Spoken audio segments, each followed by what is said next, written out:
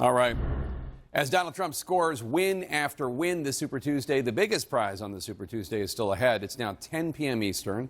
We are an hour away from the end of voting in delegate-rich California, where a whopping 169 delegates are at stake in the Republican primary, more than any other state. Donald Trump is angling for all of those delegates as he hopes to deliver a knockout blow to Nikki Haley and fully pivot to his long-anticipated second face-off with President Joe Biden.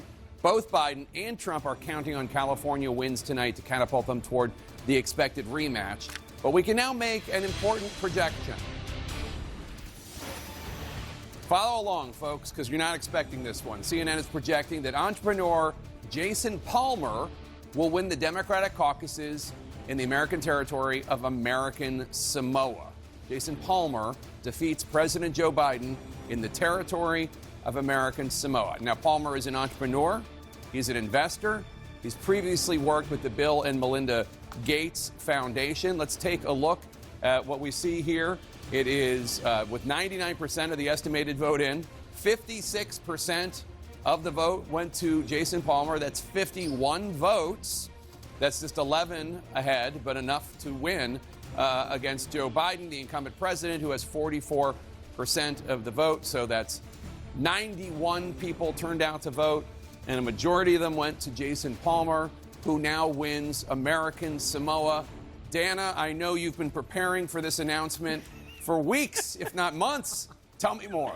It was totally on my bingo card. I know. Jeff Zeleny, you went to American Samoa. No, I'm kidding. Pego is the date line, so that is certainly one. But I was just quickly reading the Samoa news and was reminded I'd forgotten that Michael Bloomberg won in 2020. That was the only one he won.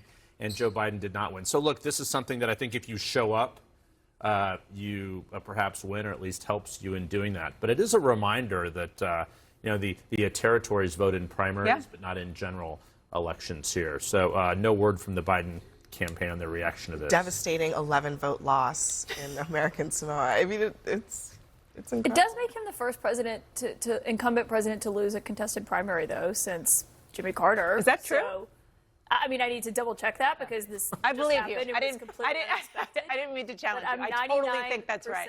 I'm 56%. It's probably sure that is accurate. It's probably true.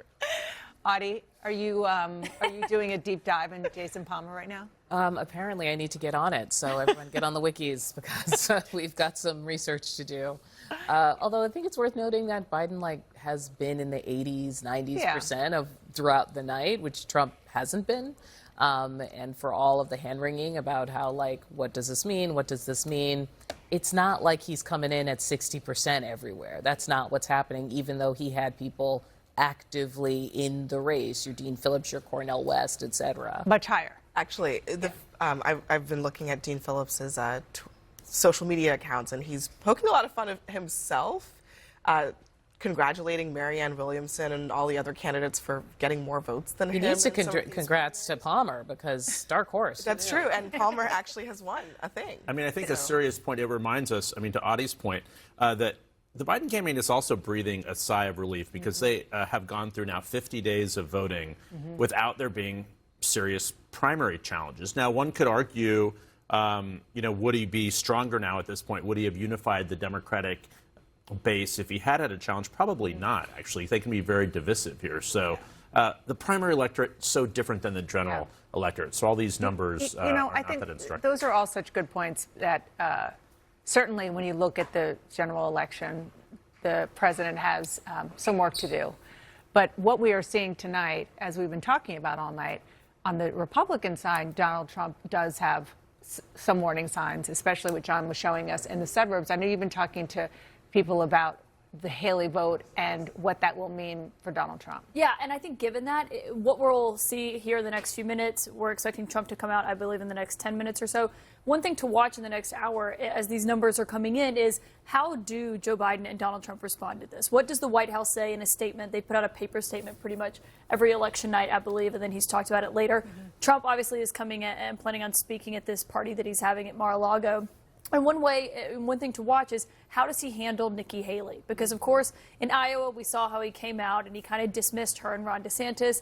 In New Hampshire, he was seething mad. didn't care at all about his own victory, was just mad that Nikki Haley was still in the race. After South Carolina, he did not mention her by name. And we know for her part, she's also doing something different tonight, which is that she's not expected to make any public appearances. We've heard from her after every other election night. And the one thing that we have seen be consistent from Senator Lindsey Graham to other Trump allies online and in other TV appearances is they're calling on Nikki Haley to drop out of the race and to unite behind Donald Trump is the term that they're using. But they haven't had an answer for what do you do with all the people who voted for her? What do you do with all the people who are disinterested? That's why it matters how he handles her. As much as we've all talked about the idea of him running as an incumbent, he's really actually running as a one-term president. Well, I'll tell you, one thing that our colleagues just found is an interview that the former president did with Mark Levin today, talking about Nikki Haley. And he said at the beginning, she was very nice, very respectful. And then she's gone crazy. I've never seen anything like it. She's become really angry. I think it's because she's just getting nowhere. Well, I mean, look, the reality is, as Adi was saying, he does need her supporters. I'm thinking back to a conversation I had with a man named Martin Green from Wilmington, North Carolina, on Friday night in Charlotte at a Nikki Haley rally. He's told me this: Trump can't win without her supporters. Calling her names isn't going to help him win. And he said he was going to make his mind up voting for Trump, Biden, or a third-party candidate based on how Trump treated Nikki Haley. So I think this is something that the former president has to tread carefully here. So I'm fascinated, too, to see how he handles her. I also think that I'm just listening to that. He's basically mirroring what she's said about him. He's using almost exactly the same language, just taking her attacks on him and just throwing them right back at her, which is a typical Trump tactic. So that's kind of how I read that. The other thing about Nikki Haley's supporters, we need to know whether they were going to vote for Donald Trump anyway. I don't think that we know that yet. I just have to get to Jake. He's got a projection. Thanks, Dan. And we have a major projection right now. CNN can project that the Commonwealth of Massachusetts Republican primary winner will be Donald Trump. 40 delegates at stake in the Commonwealth of Massachusetts. Donald Trump will be the winner of that Republican primary. CNN can project. And let's bring you a key race alert right now.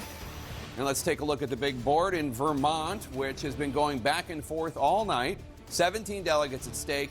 Nikki Haley is in the lead right now. 49.3% of the vote. That's 27,843 votes. That's 1,420 ahead, 1,420 votes more than Donald Trump, who has 46.8% of the vote. That's with an estimated 81% of the vote in. That's been going back and forth all night. Haley taking the lead, then Donald Trump taking the lead, back and forth, back and forth. Right now, it is Nikki Haley. Let's go to David Chalian right now to look at the all-important number of delegates. How are the delegates going, David? That's right, Jake. That's how you win the Republican nomination. You have to amass delegates. 865 delegates at stake tonight on Super Tuesday. And look at that scoreboard. So far tonight, we have been able to allocate 430 of those 865 delegates tonight to Donald Trump. So half, basically.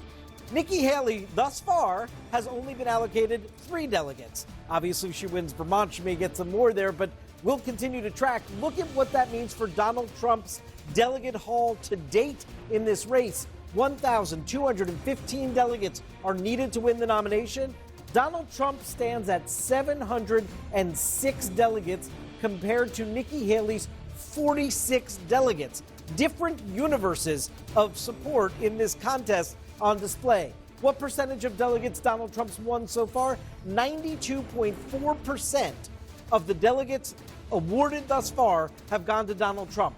Only 6% have gone to Nikki Haley. And therefore, Donald Trump, his need number to cross that 1,215 threshold keeps going down. 30.6% is what he needs of the remaining delegates available in the future contest to secure the nomination. Nikki Haley needs 70.2% of the remaining delegates, and she's not winning anything like that, Jake.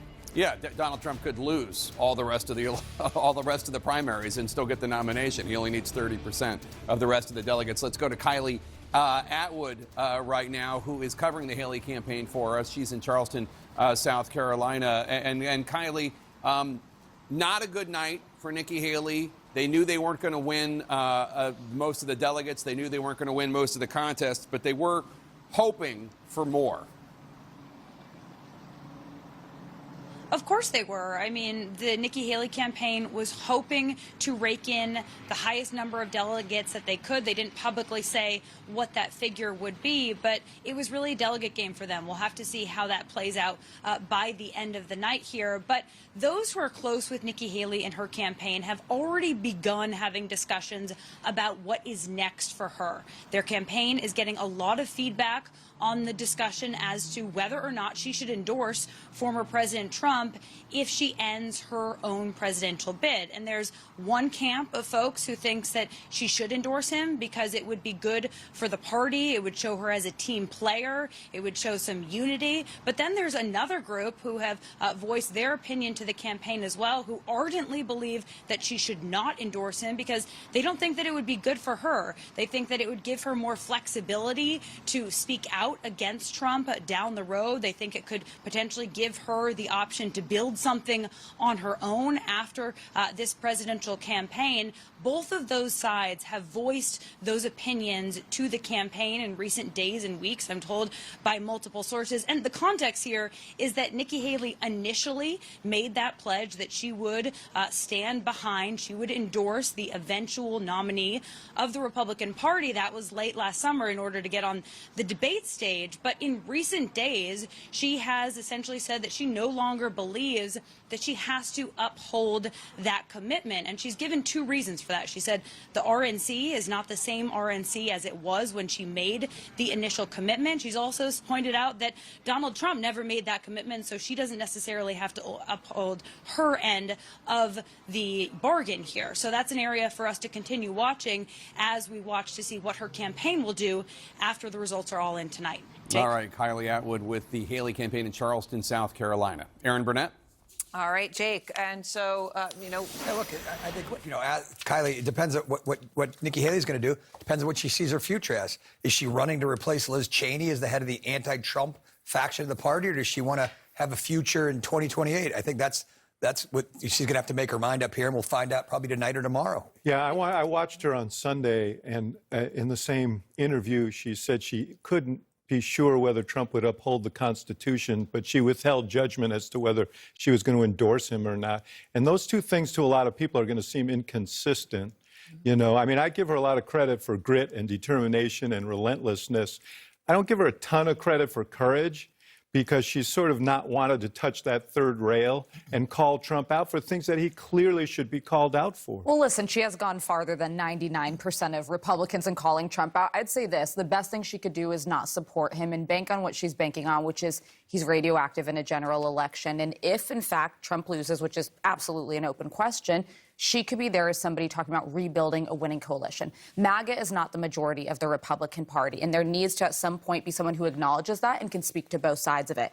But if she gets in and endorses, listen, she may get the Romney treatment, or she may very well get brought back into the fold and boosted in Trump world. But I think it's a question of, are you putting your integrity first, or are you putting your ambition? She is not scheduled to speak tonight. Yeah.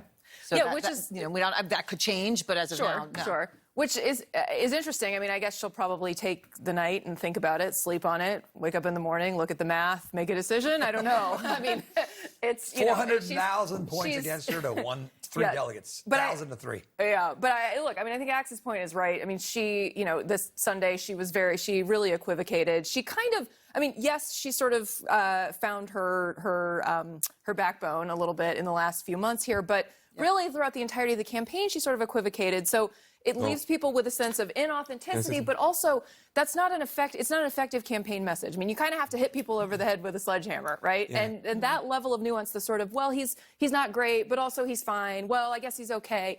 That doesn't inspire confidence, and it certainly doesn't inspire people to come out and vote for you. I think that is all right.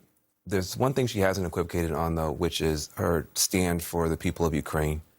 Who are dying right now because they're having to ration bullets. They're having to ration bullets right now against a dictator that wants to kill them all. She hasn't equivocated on that. She hasn't equivocated on NATO. She hasn't equivocated. Like we sometimes talk about Israel. Or Israel. So I do think that trying to figure out what she's gonna do next is hard. But what she's doing right now, standing up, I think, for the best in the party, I think is good. Just want to interrupt because we do have a projection. Jake? Sorry to interrupt, Aaron, but here is a projection. CNN can now project that Joe Biden will be the winner of the Utah Democratic primary. 30 delegates at stake. Incumbent President Joe Biden will be the winner, CNN can project, of the Utah Democratic primary. Back to you, Aaron. All right, and just as this comes in, it is a dynamic night. We've got more polls closing. Go ahead, Scott. Yeah, to Van's point about where she has not equivocated on the foreign policy issues, this is one of the bright dividing lines inside the party right now that's animating these intra-party debates. You see it in the Senate, you see it in the House Republican Conference. This strain of republicanism, isolationist, more withdrawn, it's always been there. And it's, we've thought about this inside the party for decades. But the isolationist strain is ascendant. Now, I would submit there's also a strain of that in the progressive left as well that would rather us see us not engage around the world. But I do admire that about her message.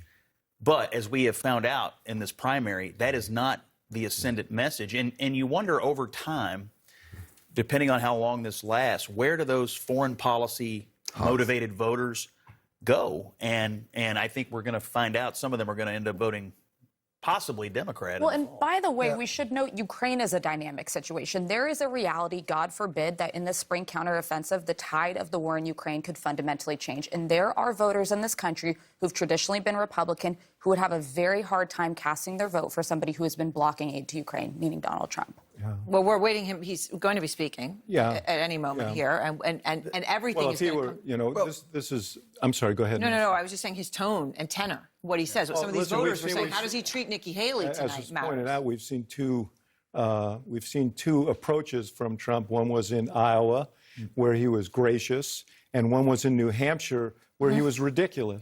And what he did was antagonize her and antagonize the supporters. And one of the burdens that he carries. And he has just started to speak now, we'll so let's listen. Here. Let's see who shows up. And otherwise, that there's never been one like this. There's never been anything so conclusive. This was an amazing night, an amazing day. It's been an incredible period of time in our country's history. It's been sad in so many ways, but I think it's going to be inspiring because we're going to do something that, frankly, nobody's been able to do for a long time.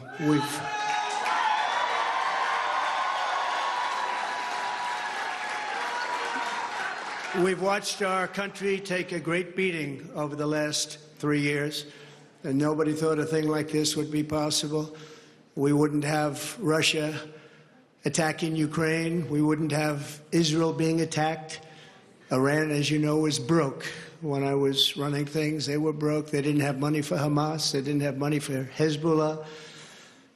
We had no inflation. Inflation is destroying the middle class. It's destroying everything. Inflation, if you look back over the history, hundreds of years back, inflation is called a country buster. And that's what it's doing to our country. What's happened with inflation has been unbelievable. A lot of people say, a lot of experts have said the stock market's the only thing that's doing well, and that's doing well because our poll numbers are so much higher than Joe Biden's.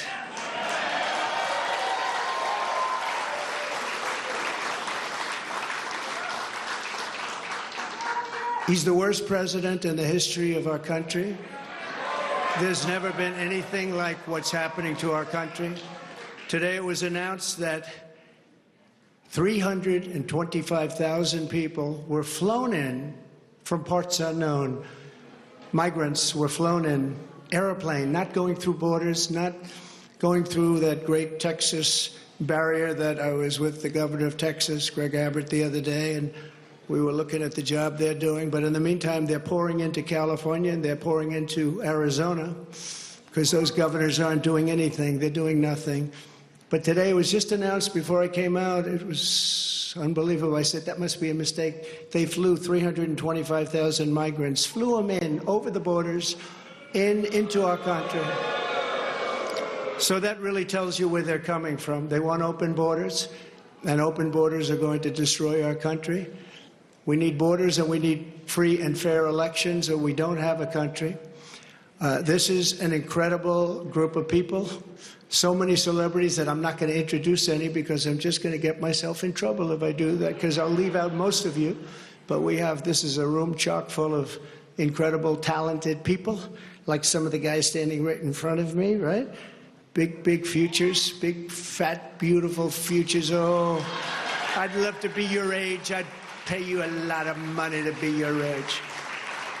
But we have some tremendously talented people in this room, including tremendously talented political people that have helped me right from the beginning. We had the safest border in the history of our country. We built 571 miles of wall. We had Mexico supply us with 28,000 soldiers because we wanted them, that's why. And they said, we won't do that. I said, yes, you will, you will. And in the end, they did. It was an easy negotiation, but we had the safest border, the best numbers we've ever had, and now we have the worst numbers probably in the history of the world. It's sad to see what's happening to our cities. Our cities are being overrun with migrant crime, and that's Biden migrant crime. But it's a new category of crime, and it's violent, where they'll stand in the middle of a street and have fistfights with police officers, and if they did that in their countries from where they came, they'd be killed instantly, instantly. They wouldn't do that. So the world is laughing at us. The world is taking advantage of us. 3 years ago, we were at a level, we were energy independent. We were going to be very shortly energy dominant, and today we're getting oil from Venezuela. Can you believe it? And we're doing numbers on that oil. You know what we're doing? We're refining the oil. We have our refinery for that oil. It's really, I call it tar. It's not oil. It's terrible. We have real stuff. But we're refining it in Houston. So for all of the environmentalists, you ought to look at that, because all of that tar is going right up into the atmosphere. You just ought to take a look. It's the only plant that can do it. We have the only plants that can take tar and make it into oil, and that's what it is. It's a shame. But we were energy independent. We were going to be energy dominant. We were going to be supplying oil to Europe, all over the world. And then a tragic thing happened during the election. It was a tragedy, because you wouldn't have, think of it, all of the problems that you have today, I don't think you would have had any of them. You'd only have success. And that's what's ultimately going to unify this country and unify this party. We have a great Republican Party with tremendous talent. And we want to have unity, and we're going to have unity, and it's going to happen very quickly. And I have been saying lately, success will bring unity to our country, and it happened before. We had the best economy our country's ever had, and people were calling me that I would have said will never happen. It'll never happen.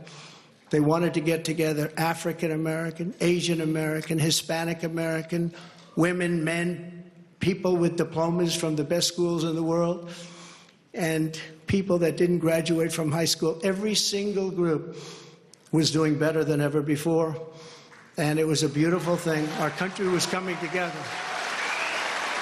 Our country was coming together. And now we have a very divided country. We have a country that a political person uses weaponization against his political opponent. Never happened here. It happens in other countries, but they're third world countries. And in some ways, we're a third world country. We're a third world country at our borders, and we're a third world country at our elections. And we have to stop that. We need a fair and free press. The press has not been fair, nor has it been free, but maybe someday they will be. They're being beaten up pretty badly. People aren't trusting them. They're not believing them. And really, it's a very important factor. The press used to be the policeman. It used to police our country. Now nobody has confidence in them, and we have to get that confidence back. It's so important for the success of our country. So important.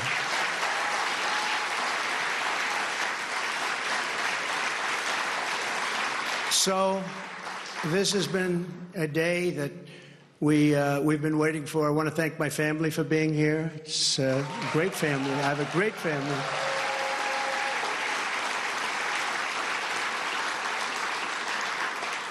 They've had it very easy since I decided to run for politics. They say, thanks a lot, Dad. We appreciate it.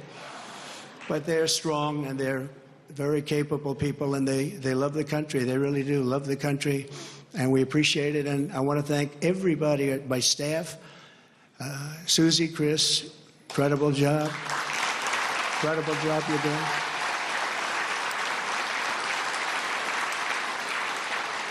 I read an article yesterday where it said this is one of the finest run campaigns that anybody has ever seen. That's pretty good, right?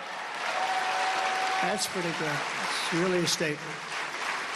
And we have no choice because November 5th, it's right around the corner, November 5th is going to go down as the single most important day in the history of our country.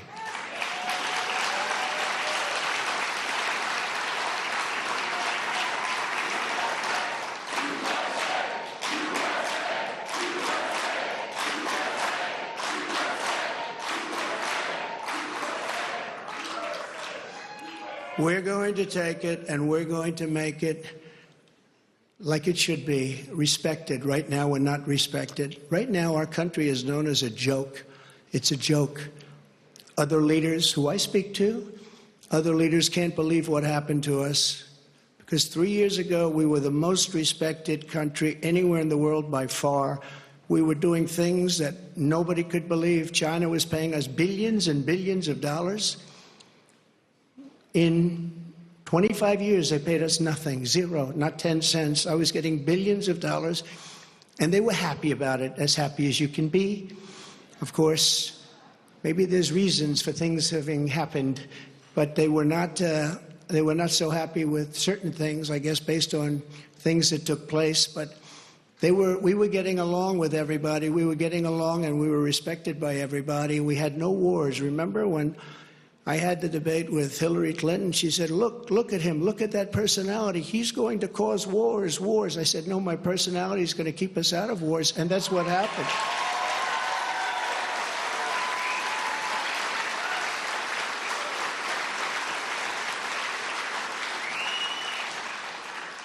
For 20 years, they were fighting ISIS. I defeated ISIS in 4 weeks. I got rid of ISIS 100%. 100% of the ISIS caliphate. And we had no wars, and we stopped wars. We weren't getting along with a lot of countries. All of a sudden, North Korea, which is a serious nuclear power, but North Korea came along. Kim Jong-un, we got along very well.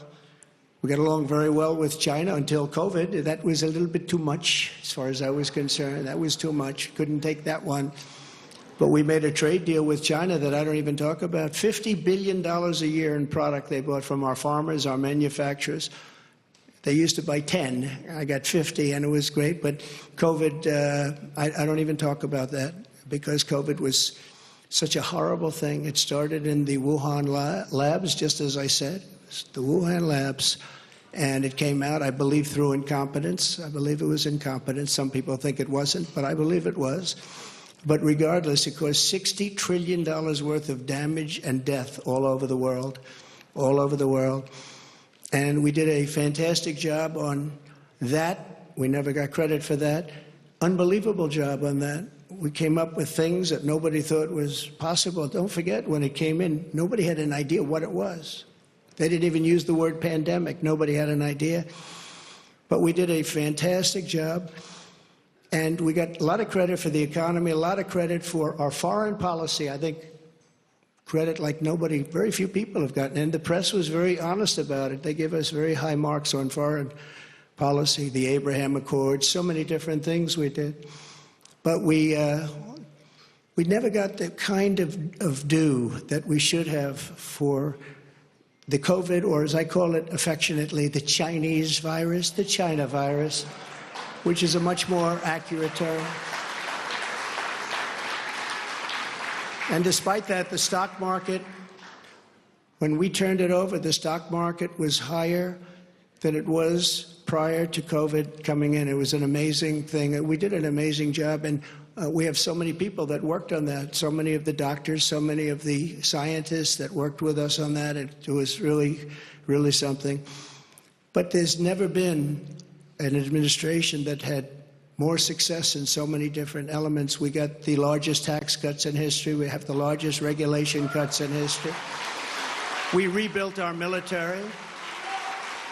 And what happened, we rebuilt our entire military, and beautiful. We had jet fighters that were 53 years old, and we had all brand new jet fighters. And Then after this other group of people that didn't know what they were doing, they took over, and we had that horrible surrender in Afghanistan. I call it a surrender. We took the soldiers out first. You know, I dealt with the leaders of the Taliban in Afghanistan. They were the ones that were causing the trouble. The press was very angry because they said, "Why are you calling them?" I said, "Because that's where the problem is." I say oftentimes, they asked Jesse James, "Jesse, why do you rob banks?" He said, "Because that's where the money is." And I said, that's where the problem is, with the Taliban. And I spoke to Abdul. He's still the leader. Believe it or not, he's really the leader of Afghanistan, but he's the leader of the Taliban, a rough group. I say, don't ever shoot our soldiers again. Don't ever do it. Very interesting what happened is that, we were having, during the Obama administration, previously, they were shooting a lot of our soldiers. And I let them know, I said, don't ever, ever let that happen. I said in a rather nasty fashion. We don't have to go into it tonight. For 18 months, we lost nobody in Afghanistan. And then we had that horrible, horrible withdrawal where we lost 13 soldiers, 38 horribly wounded, left Americans behind. You know, you have Americans right now still behind. Call them hostages if you like. It was a terrible moment. We left $85 billion worth of brand new, beautiful equipment behind, jets and tanks and everything you can think of, goggles, night goggles. They didn't used to fight. They're good fighters. They didn't used to fight at night, but now they do because they have goggles. They have better goggles than we have. So I just want to tell you that led to a lot of bad things, and now the worst things are happening. The things that are happening now are unthinkable, and they're unthinkable at the border. We have millions of people invading our country. This is an invasion. This is the worst invasion probably. We've never had anything like it. No country has ever had anything like it. The number today could be 15 million people. And they're coming from rough places and dangerous places. And we had that shut down. We had everything going so beautifully. When Joe Biden goes to the beach, because somebody on his staff thinks he looks very good in a bathing suit, until he can't get his feet out of the sand or lift the chair, which weighs about 9 ounces. Joe Biden, if he would have just left everything alone, he could have gone to the beach. He would have had a tremendous success at the border and elsewhere. So we're going to take back our country. We're going to make sure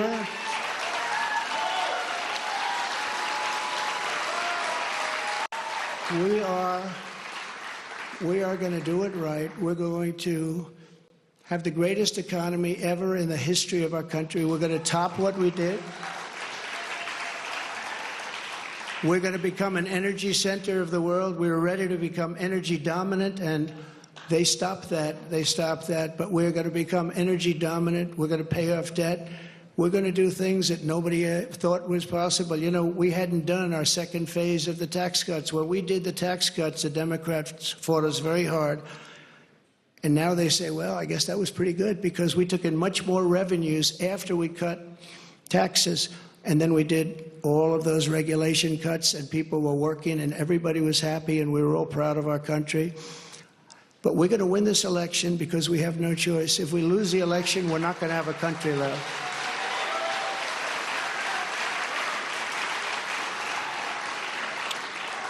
And we're going to do something. Thank you very much. We love you too. And we love our country. And we can't let this magnificent, some people call it an experiment. I don't call it an experiment. I just say this is a magnificent place, a magnificent country. And it's so sad to see how far it's come and gone. When you look at the depths of where it's gone, we can't let that happen. We're going to straighten it out. We're going to close our borders. We're going to drill, baby, drill. We're going to get the inflation down.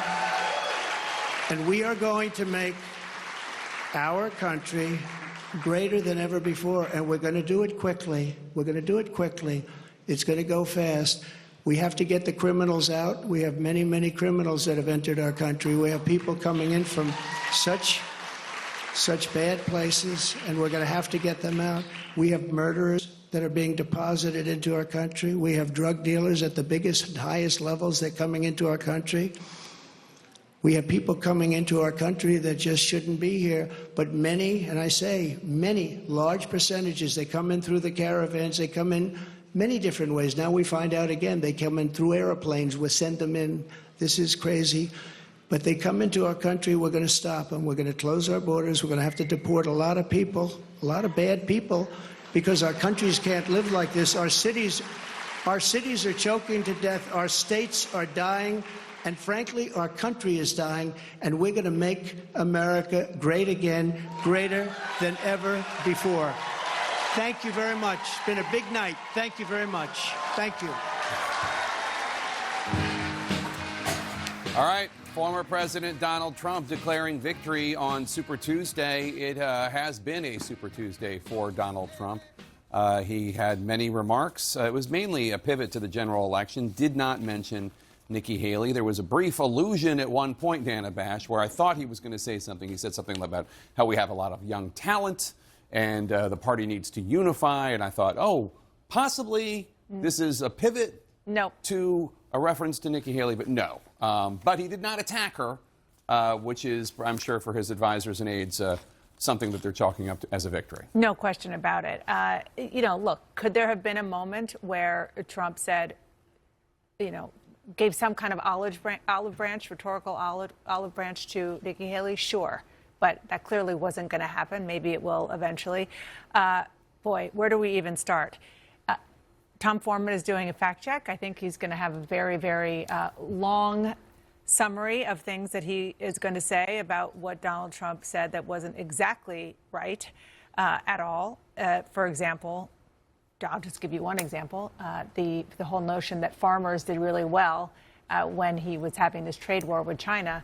Remember that America, Congress, the taxpayers had to give some money to farmers, particularly in Iowa, because they were really suffering under China. But what he was trying to do was to walk down memory lane, Caitlin, and talk about the issues that he believes are most important. I mean, we talked to Lindsey Graham earlier. He said he needs to focus on the policy. It wasn't all policy, but there were policies, whether it is foreign policy or immigration, that he thinks is going to play well. I think we just saw right there in that speech why Donald Trump stepped in and killed that bipartisan immigration bill that had been negotiated in the Senate.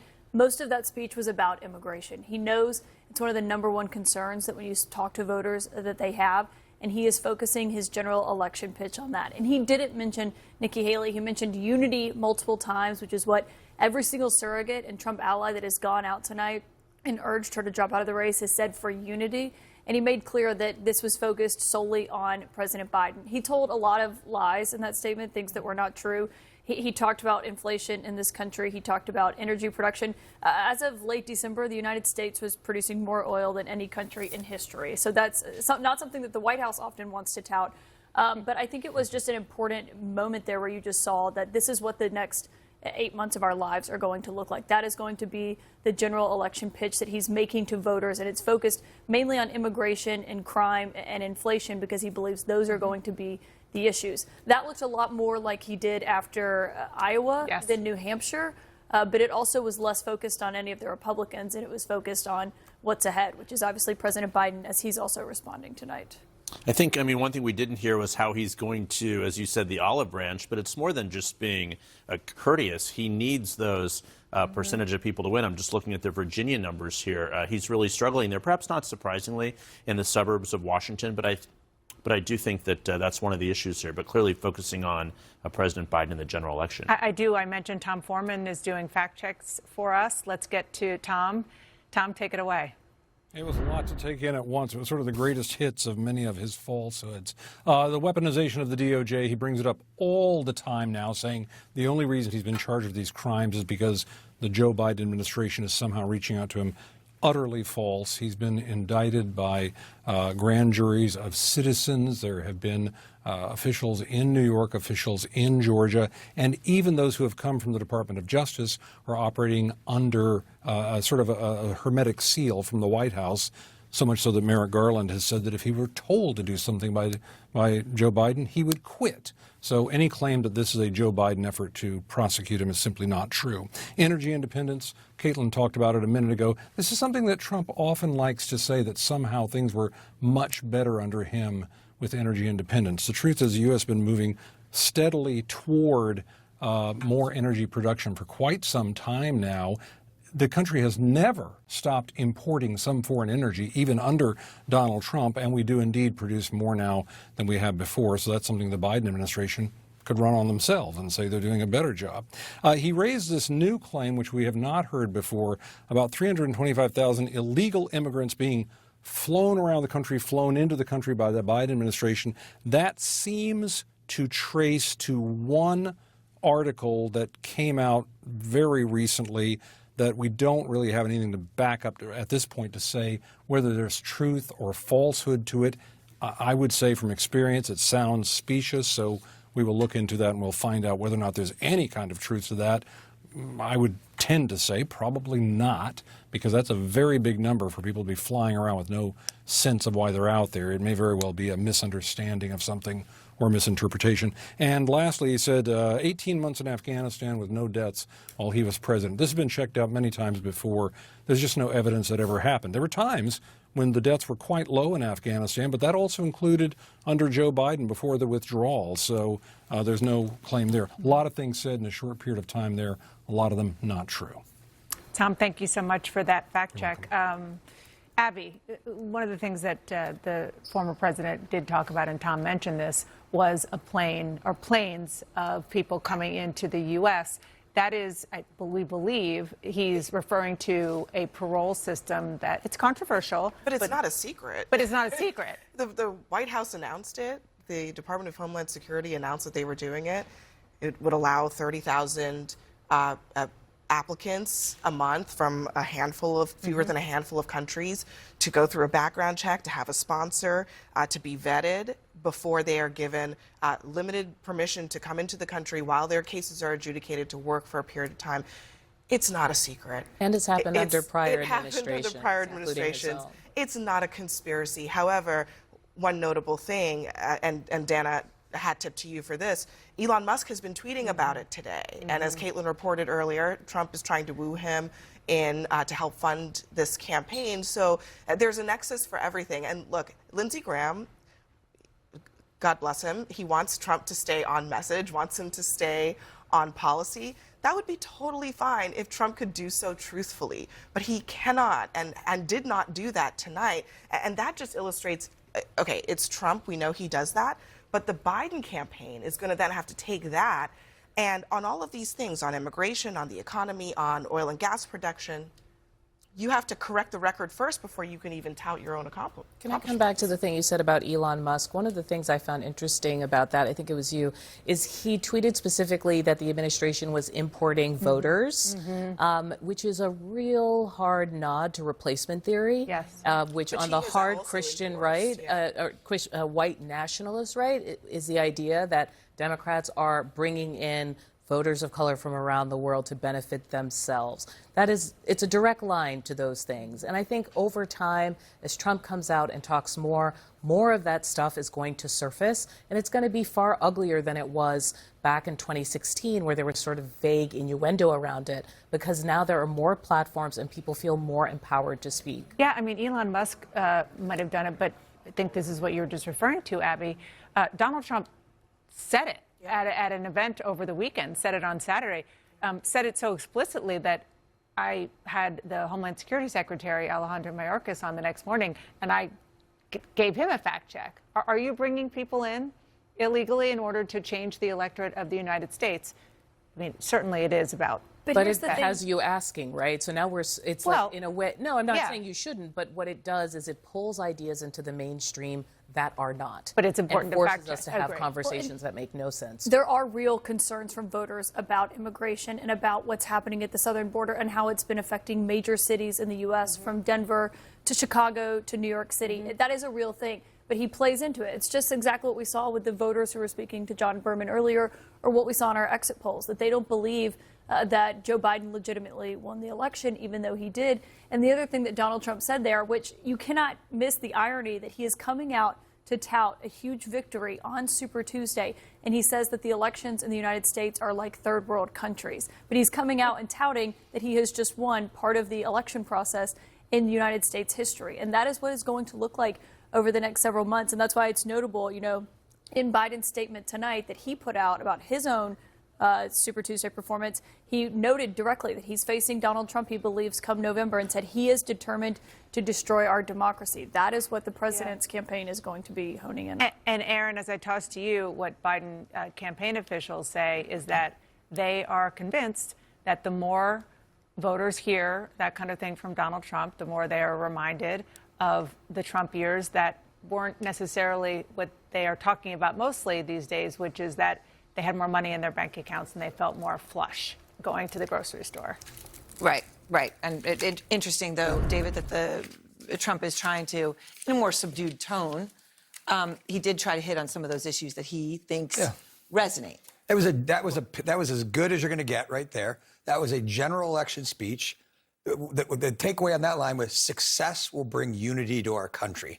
That's the overarching theme of that speech. He's looking backwards to his administration, saying we did so much better than the current administration. There was not any mean-spirited talk about Nikki Haley. Didn't throw her a bone, but didn't say anything negative. And it was pretty substantive. And I think that I was telling Van, I said you guys should be a little bit nervous if that's a Donald Trump that shows up for the next 244 days, because he'll do very, very well. He'll be the next president, hands down. Van.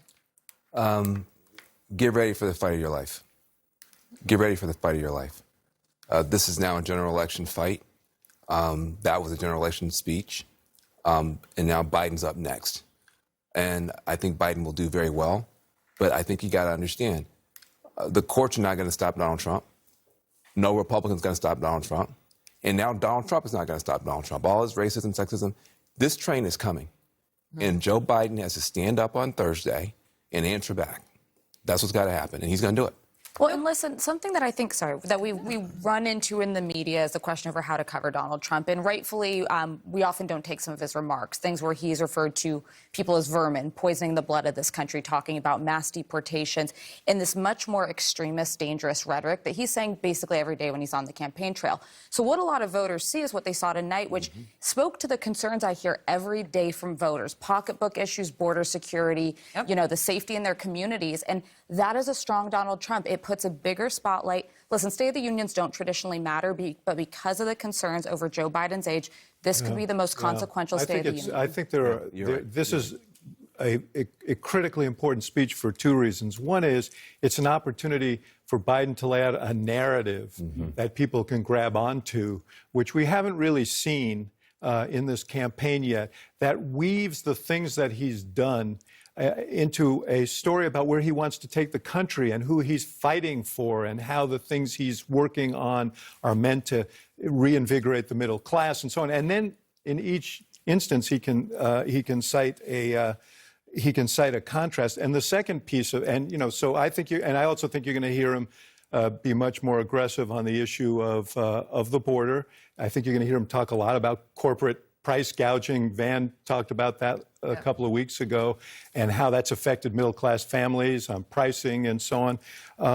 And I think he's going to talk about the things that he's done on a bipartisan basis, which I think a lot of the country is hungering for. But how he does it is as important as what he does, because of all of these questions that have been raised about him. He can be very, very impressive in that setting where he feels very much at home. Last year, what people remember was his confrontation with members of Congress, which was good-natured but pointed, in which he sort of got Republicans to agree that they didn't want to cut Social Security and Medicare. And he said, great, we have agreement, and everybody cheered, and that went viral. And he looked like a guy who was in the moment. He needs to be that Joe Biden on Thursday. Yeah, and I think you will see a lot of what you were just talking about. I imagine you're going to see him lay out that case. He's going to lay out the positive economic vision. He's going to talk about what he's doing for the middle class. But he's also going to lay out an argument that he's then going to consistently make over the course of this election. Donald Trump is not going to make that argument that we just heard tonight over the course of this election. We have seen time and again, he says things like immigrants are poisoning the blood of our country. Right. He calls them vermin. That scripted version of Donald Trump, he's not shown an ability to come out and be that guy every single day, and he's not going to be that guy every single day for the next 8 months. All right, all stay with us. Jake. Thanks, Aaron. I'm standing here at the Magic Wall with John King. There is one race that we're still waiting to hear from of the states where the polls have closed, and that is Vermont, which has gone back and forth between Nikki Haley and Donald Trump all night. What's going on there? A small prize on a big night, and Nikki Haley is ahead by more than 3,000 votes now. Our decision desk is going over the polling. You look at her, about 80% of the votes up. One of the reasons she pulled up is when votes in Burlington came in. It's the largest city, largest population center. Obviously, she's winning there by 69% of the vote. Not a lot of votes, you see. Not giant turnout in a Republican primary in Vermont. So now what are you looking at? You're just saying, look, my eyes tell me Nikki Haley is going to get one win tonight, but we have to walk through all these and check them out. You're just looking at some of the smaller places. This would be a tie, right? Look at that. You always love when you find those on the map. So you're just looking through now some of these areas where we don't have votes yet, right? And just as an example, this is Middlebury. College town. A lot of people will know Middlebury. So Nikki Haley, if you see surrounding it, right, surrounding it, it's also a place where just a lot of these places you're not getting a ton of votes, right? 101 to 43, right? And so you're just looking now. So you're looking. That's why I say if you look at 3,000 votes in a Michigan, that's not a ton of votes. In Pennsylvania, that's not a ton of votes. In Vermont, when most of the map is filled in on a pretty low turnout Republican primary, she's getting very close to this, but you still see some. So we're going to count some votes. So what does it get you? Don't want to overplay it. In my view, that looks pretty good. We'll see if it holds up as we get through the rest of the thing. We haven't called it yet. She may get a state as we march west. We still have Utah, California, Alaska as we go west. But it's still a pretty dominant Trump map to the point the panel was just making about how Trump didn't even mention her tonight, didn't say anything good, didn't say anything bad. That will annoy him if it stays that way. Yeah. Let's take a look at the general election matchup. What do you got for me there? All right, so let's go here. So you already see the candidates moving to that, right? The candidates are already moving to the general election. You just listened to President Trump there. This is our projection of the map right now. Let me come back here to this and bring this out. This is here. This is the last election. Let me go all the way back. This is the last election in 2020. Joe Biden won, and for any Republicans who think he didn't, Joe Biden won 306 electoral votes to 232 electoral votes. Because of the census, some electoral votes have been reassigned. So this is the 2020 states. Right now, it would be 303 to 235 because some electoral votes shift after every census. So here's the question. Where are we, right? November is 8 months away. However, if you just look at recent polling in battleground states, Donald Trump is leading outside the margin of error in the most recent poll in Michigan. Doesn't mean he would win, but he is this is a hypothetical. Poll late January in Georgia. Michigan and Georgia flip. Pick one more, right? Pick one more. This is where, again, Nevada. There's 8 months. That's the same one I was going to pick. Having been in Nevada recently, talking to people out there, a lot of people think at this moment, that's it. That's all that has to happen. Remember how close this was, how close these battleground states are. Joe Biden won the same, quote-unquote, landslide. Donald Trump called it a landslide in 2016. Joe Biden won the same landslide in 2020. Harry Reid's not there anymore, but man. it only takes three. And there have also been very competitive polls here showing a dead heat. So this is a hypothetical. Dead heat, right? And so you could conceivably, with the enthusiasm you're seeing, that doesn't mean this is going to happen. I'm not saying this is going to happen, but if you're the incumbent Democratic president of the United States, this is where you were in 2020. It is so easy, meaning it takes so few states. Easy is the wrong word. But Michigan and Georgia, again, public polling in recent weeks outside the margin of error. A lot of people think that. It just underscores the challenge for the President of the United States. Now, to the point we're having earlier, Virginia's still blue. Right? I still have Pennsylvania blue on this, I think, because of the suburban issue. So we have public polling available to us that says at the moment Michigan is in trouble for the president, Georgia's in trouble for the president. A lot of evidence Nevada is. 8 months is a long time to go. But if you are Donald Trump, that's why you're talking about those issues. You're talking about inflation, you're talking about immigration, because they play in a lot of places in America, and they play in the states I just hypothetically flipped. All right, joining us now, the national co-chair for the Biden-Harris presidential campaign, former senior advisor to President Biden, former mayor of New Orleans, Mitch Landrieu. Good to see you, sir. Thanks for joining. So, former President Trump having a great night on Super Tuesday. I mean, your guy is too, but he's not really running in a competitive race. You just heard him speak to his supporters. He's an incumbent president. There is a difference to Joe Biden and Donald Trump. You just heard Trump speak to his supporters. What's your takeaway from the results so far?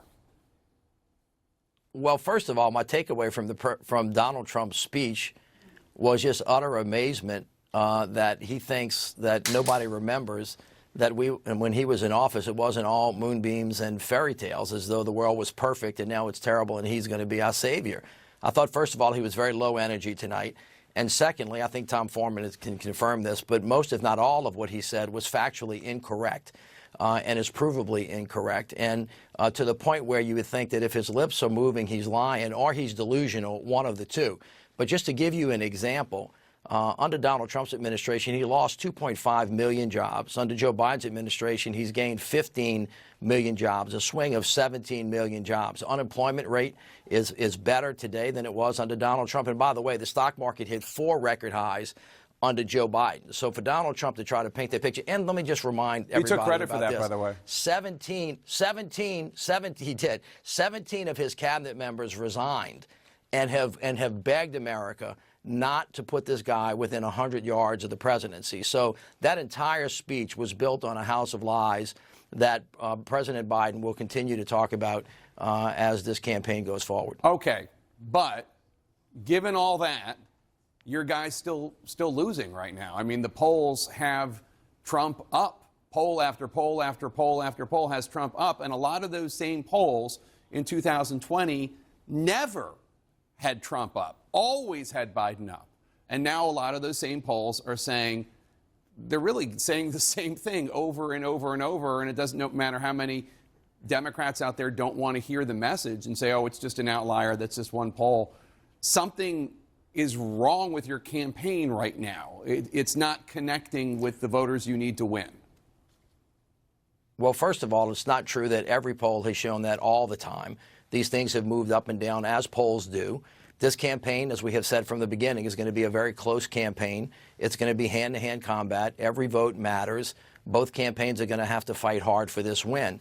I would note for you guys tonight, because you've been covering most of the Trump results, that Nikki Haley is really kind of doing better than people expected to. And as was said earlier by John, she's winning in places where presidential elections are decided.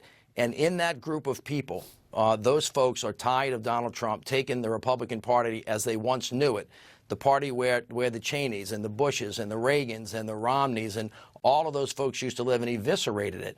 And it's one of the reasons that we think that we have a really good chance. And that's where we're going to spend a lot of time, as well as securing our base. And we're going to get after it. And tonight, you know, the campaign started. Up to this point, people didn't really think it was going to be Biden versus Trump. But here we are, and we're ready to go. Mail Andrew, it's John King jumping in. Appreciate the compliment on the map work. I'm going to do a little bit more now. I'm not sure you're going to like it as much. No, you're welcome. But to that point, I want to come back to your Haley point in a minute, because I agree, huge target of opportunity for the Biden campaign in places that matter. However, where we are today, as Jake just noted, you say everything Donald Trump said there was a lie. The American people remember his presidency. They remember he wanders about as far from the truth as you can get regularly. And yet, at this moment, not only is he marching to the Republican nomination, but if you look at the general election polling, he is stronger now than he was weeks and months ago, including your friend Debbie Dingell would say, I'm going to just touch here, that if the election were held tomorrow, goodbye, Michigan. I'll just start at that one. We talked a little bit about this last week, about the uncommitted vote in Michigan, because the Arab Americans out there are mad. A lot of the younger voters are mad. When will we see the President of the United States not sending the national security team out, not sending the campaign team out, but going there, spending the time, and I would argue not at a big rally, but in a small room, taking his hits and answering the questions? Well, first of all, I'm not sure when he's going to do that. I'll leave it to him to make that decision. Do you and think I won't he get in should? front of him, but I want to make this really, I don't know, but I'll make this clear. We really understand, and the president thinks people ought to voice their opinion, and he's fine with that. And as we move this campaign forward, we're going to continue to try to secure our base, and we're going to try to expand as well. There are great opportunities here for the president. But, John, I don't mean to disagree with you. You and I have been knowing each other a long time. But I'm not sure at all that the country really remembers Donald Trump's presidency, given the time that has gone by. And we're going to remind them of it, as should everybody else, as we're fact-checking the things that he is saying. This race is going to be a very close race. It's going to be very hard fought. As I want to remind everybody again, the only guy standing in this country that's ever beat Donald Trump is Joe Biden. And our expectation is he's going to be able to do it again. We're not taking anything lightly. We're not taking it for granted.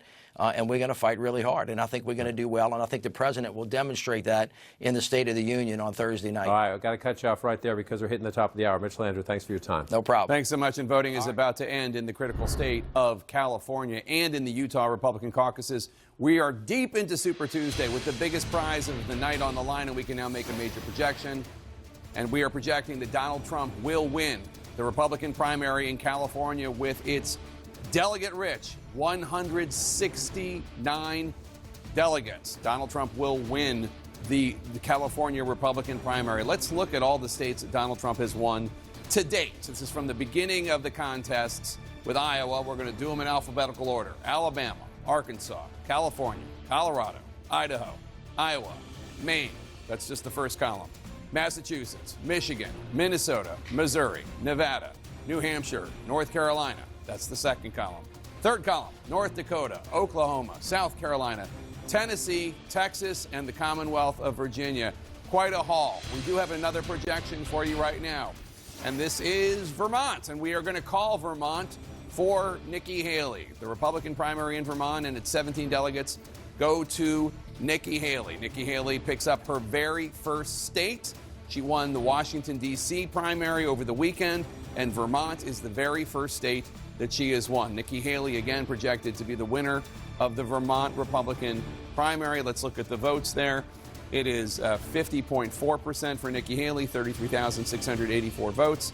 That is 3,215 votes more than Donald Trump. 45.6% of the vote. That's with an estimated 89% of the vote in, but CNN is projecting that Nikki Haley will be the winner of the Vermont primary. Now a Democratic projection. CNN is projecting that Joe Biden will be the winner of the California Democratic Party with its huge haul of 424 delegates. Joe Biden, again, the incumbent president, will be the winner of the California Democratic primary. CNN is projecting. Let's bring you a key race alert now.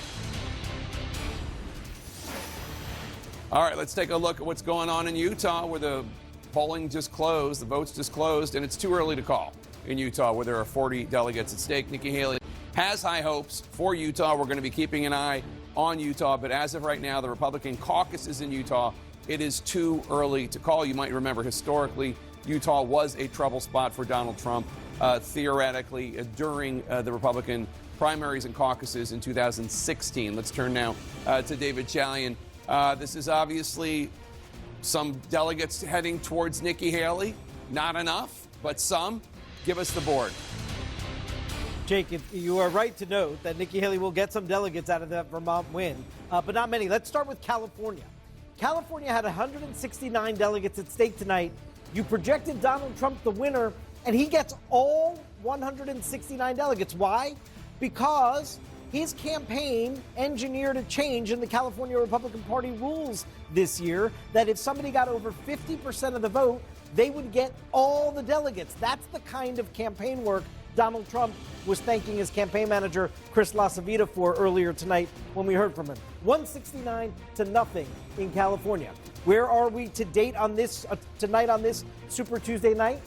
Donald Trump has been awarded 617 delegates of the 865 at stake tonight. Nikki Haley has only got 23 out of tonight. Now, yeah, she got 9 delegates out of that Vermont victory, but she's at 23 to Donald Trump's 617. And how about the quest for his overall nomination? Where is he to date? 893. He needs 1,215 to secure the nomination. He is well on his way. 893 delegates for the former president. Nikki Haley is up to 66 delegates. Not in the same ballpark as Donald Trump at all. What does he need? What has he won? He's won 92% of the delegates to date. Nikki Haley's only won 6.8%. 92 to 6.8%. What's left to get for Donald Trump? What does he need of the remaining delegates? You see it there, 22.1%. That number's been going down all night as he's steamrolling through these victories. He now only needs 22% of the remaining delegates. Nikki Haley needs 78.8% of the remaining delegates to secure the nomination. Jake? Very interesting stuff, David Chalian. John King, so Nikki Haley does get a W on the board, but still, I mean, look at the delegate here, the delegate math. Just to reinforce what David said, number one, you see the math, you see the one Haley victory in Vermont, congratulations, but you see just from coast to coast so far. And again, what David just said, I mean, you know, the challenge, if you're Donald Trump tonight, you're getting 92% of the delegates. Remember in 2016, there was talk of would there be a contested convention. That's why he picked Mike Pence to satisfy Christian conservatives and evangelicals, that he was fine. Donald Trump does not head to formally clinching, which will be next week, and then and beyond, in a position of quote-unquote weakness when it comes to the Republican Party. This will be his convention, unlike 2016. Obviously, 2020 was his convention. But if you pull that up and you just look at the breadth of it. Now, the question just now is just when. You know, does he get over 1,000 tonight? Most likely, yes. And then he can clinch next week. So you're looking through it, and that's the issue of it, right? Maine, it's a very different state than California. He's getting 71% of the vote, right? Vermont is his weak spot tonight. He's 50% of the vote for Governor Haley there. He loses this one. He almost lost that one in 2016 to John Kasich, so it's never been a great state. You mentioned we're still waiting. Another state that's always been a little quirky when it comes to Donald Trump because of its own Republican traditions is here. Be interesting to see what happens here. But now that you've taken, you know, and then Alaska as well. So are there possibilities for Governor Haley to add a little bit to that? Yes, but it's game over. It just is. And so the challenge is, if you're, A, trying to convince yourself, you know, she's a very smart politician. The math doesn't lie to you. And if you're trying to convince donors, even donors who are never Trumpers, I believe he said the words himself, I am your retribution. Yeah. He watches these things. And so there's a conversation among anybody who still wants to fight him. You're tilting at windmills. The math tells you that. And is it worth it? Something else that's interesting as you talk about this, because I think about Vermont and I think about the governor who is a Republican, Phil Scott, and I think about what the Republican Party has been just in our lifetimes. We're in the middle of a great realignment right now in the United States, with educated voters becoming Democrats, wealthier voters becoming Democrats, the middle class becoming Republican. And one of the things we're seeing here, I think, is Donald Trump has in many ways, he's a key part of it. I don't know that he's the only part of it, but he's a key part of changing the makeup of the Republican Party, which is why Nikki Haley, who last won an election in her home state in 2014, I think, when she ran for governor the second time, lost South Carolina, but was able to win Vermont, because he has remade the Republican Party and Republican voters in his image. And in fact, he has said publicly that if you're a Mitt Romney Republican or a Nikki Haley Republican, he doesn't want you in the party. Now, that's a good way to make the party in your own image. I don't know it's a good way to win an election in November, but it's a good way to win a primary and remake the party in your own image. David Chalian, you have some new exit polls. Jake, as you know, there's also a Senate race primary underway, a top two primary in California. This is to replace the late Senator Dianne Feinstein. And I just want to note here, this is the context of a primary in a Democratic state. Overall in the electorate, about 20% of the electorate in this primary is Republican today, 43% Democrat, 27% Independent. So what does that mix of voters think about the state of affairs? Well, look at Joe Biden's approval rating. The president in California, if you add up strongly approve and somewhat approve, sits at 50% in heavily Democratic California. Now, that's significantly overperforming where he is nationally. And you see here 49% disapprove. So he's split in half with his approval in California. We asked people, what do you think of your family's financial situation? Again, this is in that California primary. 59% of the voters in that primary say they're holding steady. A quarter, 26%, say they're falling behind. Only 14% voting in the California primary for Senate say they're getting ahead. Feelings about Roe versus Wade being overturned. Only 9% of voters in that primary are enthusiastic about it. Look at the bottom of that. 53% are downright angry about Roe v. Wade being overturned. And another 18% are dissatisfied. This is why Joe Biden and his team believe Democrats continue to be animated by this issue. and feelings overall about the way things are going in the U.S. Among the California Democratic primary voters, again, look at the bottom two here, 36% dissatisfied, 34% angry. That is 70%, 7 in 10 voters in this California, basically a Democratic primary with overrepresentation of Democrats in the electorate, and 7 in 10 are dissatisfied or angry about the way things are going in the U.S., Aaron. All right, David, thank you very much. And David, what do you make of that? And just to be clear, as David was laying out, right, you're looking at these numbers in the context of who voted today. According to the exit polls, 43% of the people who voted today were Democrats, 37% independents, and 20% Republican in the state of California. Yes, so I have that's a where mixed that number primary, is so everybody is reflected in those numbers. But California is obviously a more progressive state. Van Jones is a resident of California. That speaks to that. And I'm considered a moderate there. But a 50-49 approval rating in California is not a warning sign for the president. You would expect him to be doing much better there. So and that reflects the lower number across the country. Let me just say parenthetically, I know we're talking about the presidential race. The Senate race was really fascinating there because Adam Schiff made a play in this campaign. He basically decided he had a better chance of beating Steve Garvey, the former baseball player who was running as a Republican, than he did Katie Porter, a Democratic rep who could have been the second contender. And he went after Garvey on television for weeks and weeks and weeks and said, he's too conservative for California and so on, lifted Garvey in this primary. We'll see what happens, but it very well may end up as a Schiff-Garvey primary, and Schiff will win that general election. Scott, just also looking at these exit polls, though, when you look at the issues, again, plurality of voters, but more Democrat than anything else, so 43%. What are the issues that matter? Cost of living, number one. Homelessness, obviously a very big issue in California. California issue there perennially. Immigration, and then crime. Climate change was after that. But the point, simply it seems to be that the immigration, cost of living, economy, that cuts across the party lines. Everybody is worried about it. I mean, it's why Joe Biden's job approval is in the high 30s. I mean, there are bushels of Democrats who are unenthused about his reelection campaign because of these issues, because they don't think he's up to doing anything about it, or worse, they think his policies have actually caused it. What I've been looking at and thinking about all night is for him to win, for Biden to win, he's going to have to get a bunch of people who disapprove of his job, who believe his policies have fundamentally hurt them, to somehow set all that aside on core, fundamental, day-to-day, affect my life issues and say, you know what, I just can't do it. It is a hard argument to make, particularly when there is, to a point you made earlier, some nostalgia for when Trump was in.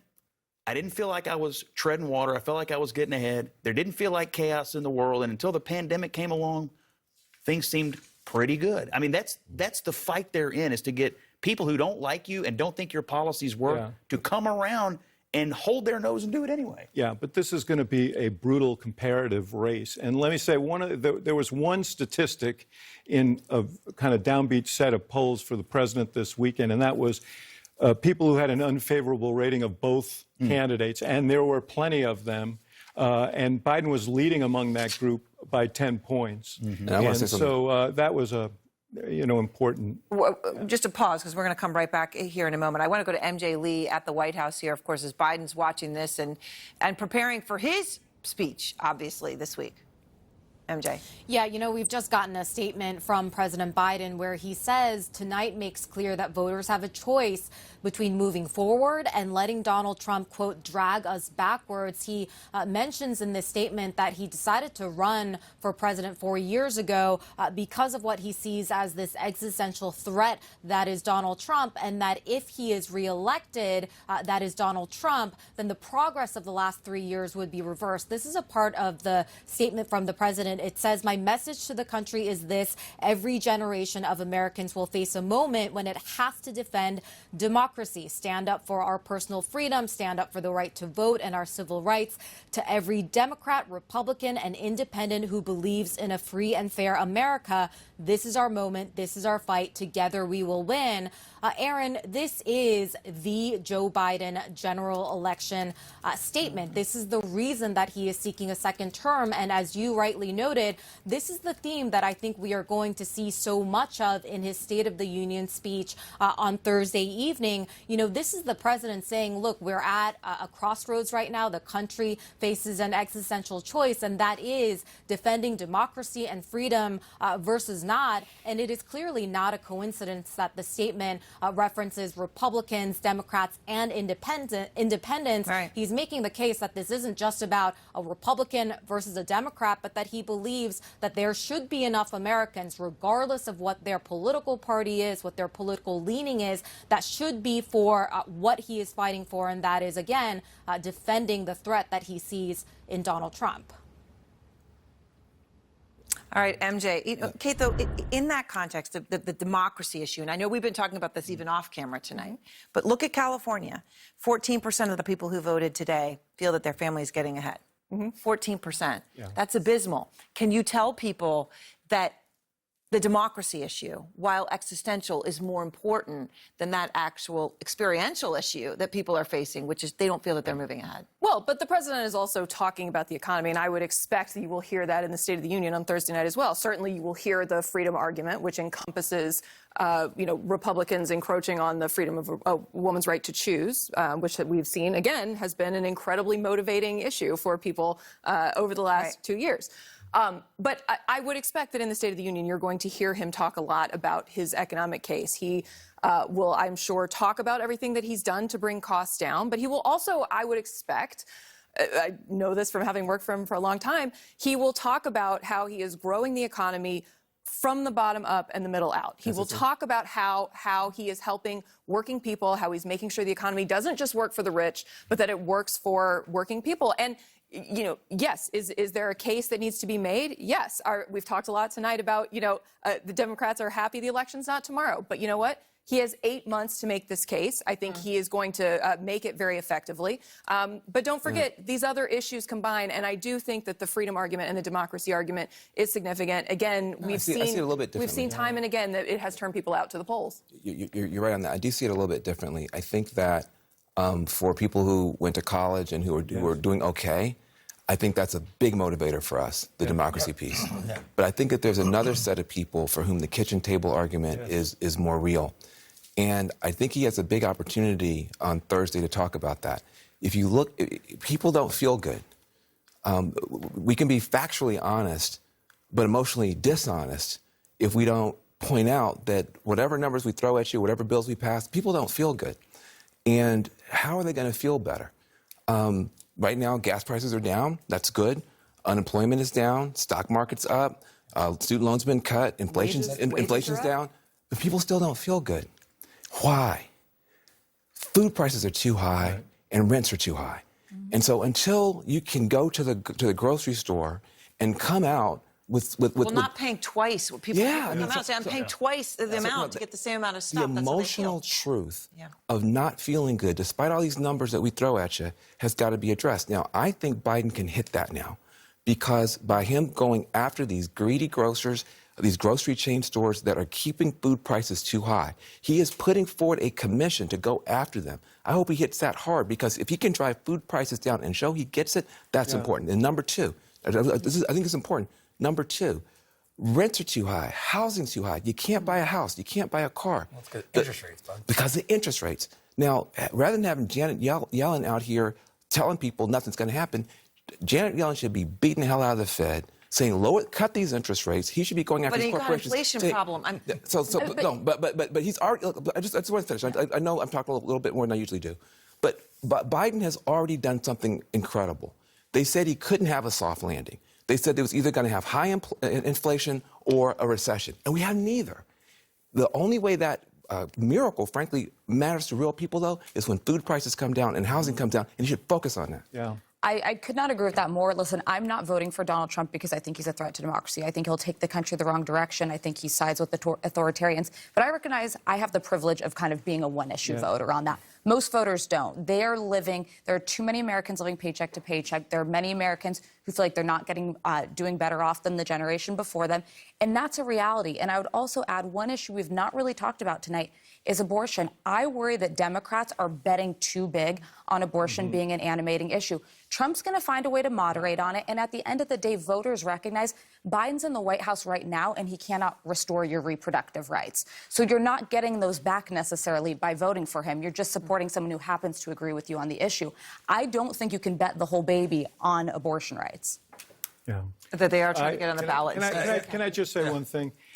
I couldn't agree more with Van. If you're sitting around the kitchen table, as I do, and you're talking about democracy and the future of democracy, you probably aren't worried about how much you paid for that dinner that you put on your table. And that speech on Thursday should, and I think his remarks tonight, frankly, should have focused on the future that people are going to live in their daily lives. I was going to say you're going to need something like very powerful, maybe the Cookie Monster in the gallery at Thursday. Just saying. All right, thank you all, Jake. Thanks, Aaron. And we have a key race alert for you now. I want to go to Boris Sanchez because very important Senate primary in the state of California. It's a jungle primary, meaning the top two vote getters are the ones who will face off, whether they're the same party or not. Boris? Yeah, precisely, Jake. Very important. Very expensive Senate primary in the Golden State as well. One of the most expensive we've ever seen. Let's get a key race alert on where things stand right now. Congressman Adam Schiff has pulled into the lead. He stands 26,000 votes ahead of Steve Garvey. Schiff, of course, well known for leading the two impeachments, I should say, of former President Donald Trump. Garvey, the most well-known Republican in this race. He's a former Major League Baseball star, played for the Dodgers and the Padres, going with a more moderate platform, as you would expect in a statewide race in California. Notably, Garvey hasn't put a single ad up on the air. Most of his ads have come from Adam Schiff, as a matter of fact, who's been critical of him, calling him way too conservative. That's part of where the money has been spent, millions of dollars by Schiff to promote Garvey in this race. Partly because he's going up against two incumbent Democrats as well, in Katie Porter and Barbara Lee. Right now, Porter and Lee distant third and fourth place in this race. Again, as you mentioned, Jake, the top two vote getters here wind up on the general election ballot in November. Still early, though, 17% of the vote in right now. Adam Schiff sitting 78,000 votes ahead of second place, Steve Garvey. Jake. All right, let's go to Nick Watt in Santa Ana in Orange County, California. Nick, you've been talking to voters all day. There you are. Nick, you've been talking to voters all day. What have you been hearing?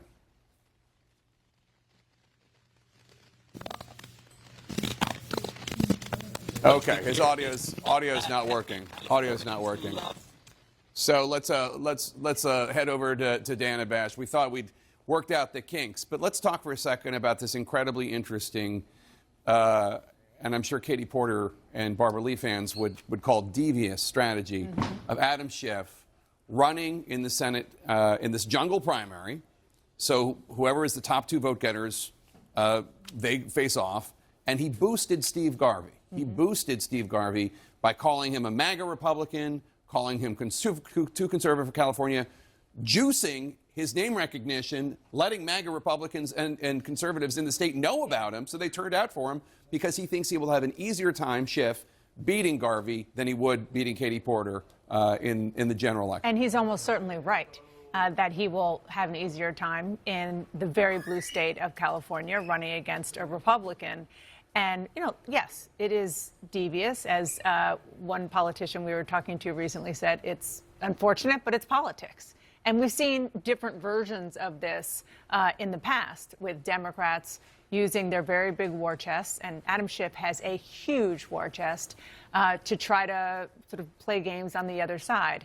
And when it comes to Steve Garvey, what Republicans are worried about on a sort of broader level is that if more Republicans, if it turns out that it's the two of them on the ballot in the fall, that Republicans, there are not that many in California anymore, but enough of them will come out, and it could change the dynamic in some of these really competitive House races that could change the majority in the House of Representatives.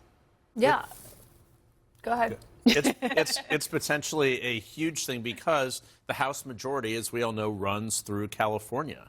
I mean, that is one. It's kind of odd this year. I can't recall a time when the House majority sort of is as dependent on New York and California. I don't think there's been a time, at least in the last couple of decades, where that's been as explicit. But I think that that is a worry there. So there's always a risk when Democrats sort of engineer primaries, and Republicans have done it too, of the unintended consequences, and that could absolutely be one in Central California and other places. And one of the other things at play here is that you have two pretty well-known incumbents in Katie Porter and Barbara Lee, whose careers are basically ending here.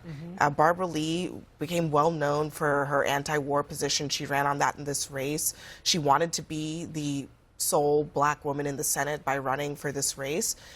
That's going to be, I think, a pretty significant loss for the institution of the House. And Katie Porter was a huge rising star in the Democratic Party, someone who really kind of connected with younger voters through basically going viral with all of her videos. So this has been a pretty bruising primary for the Democrats. It's pitted actually quite a lot of popular Democrats against one another.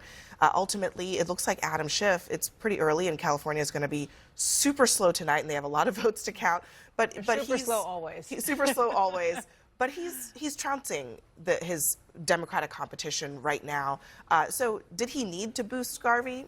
Maybe, but you could argue that he's doing pretty well. He's far and away ahead of Katie Porter, who's about 16% right now. Yeah, it's a kick in the face to those wings of the Democratic Party. I mean, with this primary system, you could have had a choice between two Democrats, and obviously Adam Schiff made a different choice.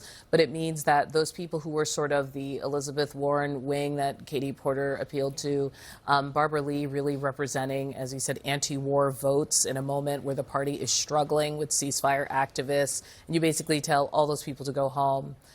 Because a guy who fought against Trump is the best option. I just think there are a lot of voters in the party who are not going to find that all that appealing in terms of direction of the party overall. He also had a lot of congressional firepower behind him, though. I mean, he had Nancy Pelosi on his side, helping tip the scales. That was an immense thing and factor here. He had a lot of congressional endorsements from the House. Typically, you wouldn't always see that, but it clearly was a result of who Democrats in the House at least thought was a better person to have there. And he was really well known. He was a nightly presence on cable news when Donald Trump was in office, and more so than Barbara Lee. Katie Porter, obviously newer to the scene than both of them on Capitol Hill. And I don't know that her career is over. I mean, her time in the House, obviously, and she's not going to be in the Senate.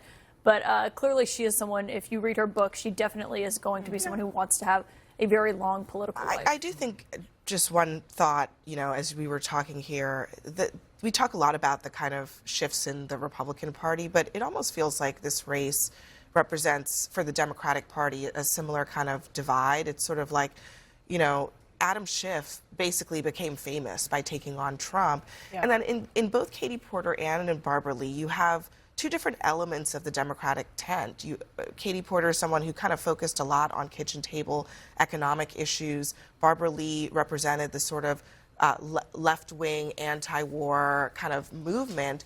Both of those kind of pushed to the corners in this particular moment when Trump is the main focus. And the thing that energizes the Democratic base, maybe brings in the most money as a fundraiser. Adam Schiff able to do that pretty effectively. I just want to switch gears because we have joining us Doug Burgum, who is the governor of North Dakota. Thank you so much for being here. We appreciate it.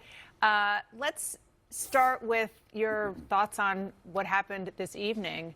Obviously, Donald Trump has had huge victories everywhere except for one state in Vermont, but he is well ahead in the delegate count. Is it your sense, as somebody who was a competitor of Donald Trump's, that Nikki Haley is looking for an exit ramp at this point? Well, Dana, great to be with you and everybody on the panel tonight. But yeah, the primary race is over right now, and the general election starts immediately. It starts tomorrow morning. And I think that what you're seeing in the victories that Donald Trump is racking up today is there's a high amount of energy for Donald Trump, and people are concerned about some of these issues you've talked about, whether it's inflation, the border, the world being at war. But there's a lot of support for Donald Trump right now, and everybody in the Republican Party that I know is looking to let's get united and let's get focused on the general election. Governor, you obviously are someone who has been rumored to be on Donald Trump's shortlist for vice presidential options once he does, as he appears like he's on track to do, become the Republican nominee. Just yesterday, he was talking about how he thought you would be great at that job if you took it. I'm just curious, if you were Trump's vice president on January 6th, would you have done what Mike Pence did? Well, I think that all the speculation about who's going to be in the cabinet, who's going to be vice president, is just a distraction from what has to happen, which is the party's got to focus on Donald Trump winning in November. I mean, he's got to have so many people that want to serve in this administration that he's going to be able to pick the people of his choosing at the time that makes sense for him. And I think Republicans need to stay focused on that. I understand that, but you are on the short list. You're a name that I hear from sources that they talk about. Do you think that Mike Pence did the right thing that day? Well, I don't know if I'm on the short list or not, but I do know that what this election is going to be about, it's going to be about the things that matter to Americans. And when you've got our economy right now that's been juiced by the trillions of dollars of spending, I mean, the actual economic growth of the actual economy, of the goods economy, is flat. I mean, the reason why we're seeing economic growth is because of what the federal government is spending, and I think Americans are feeling it in what they're paying for their food, what they're paying for the price at the pump, and they know that this is not sustainable, and they see the wars breaking out all over the world because of the weakness of the Biden administration. And then the border, in 2016, the border was about immigration.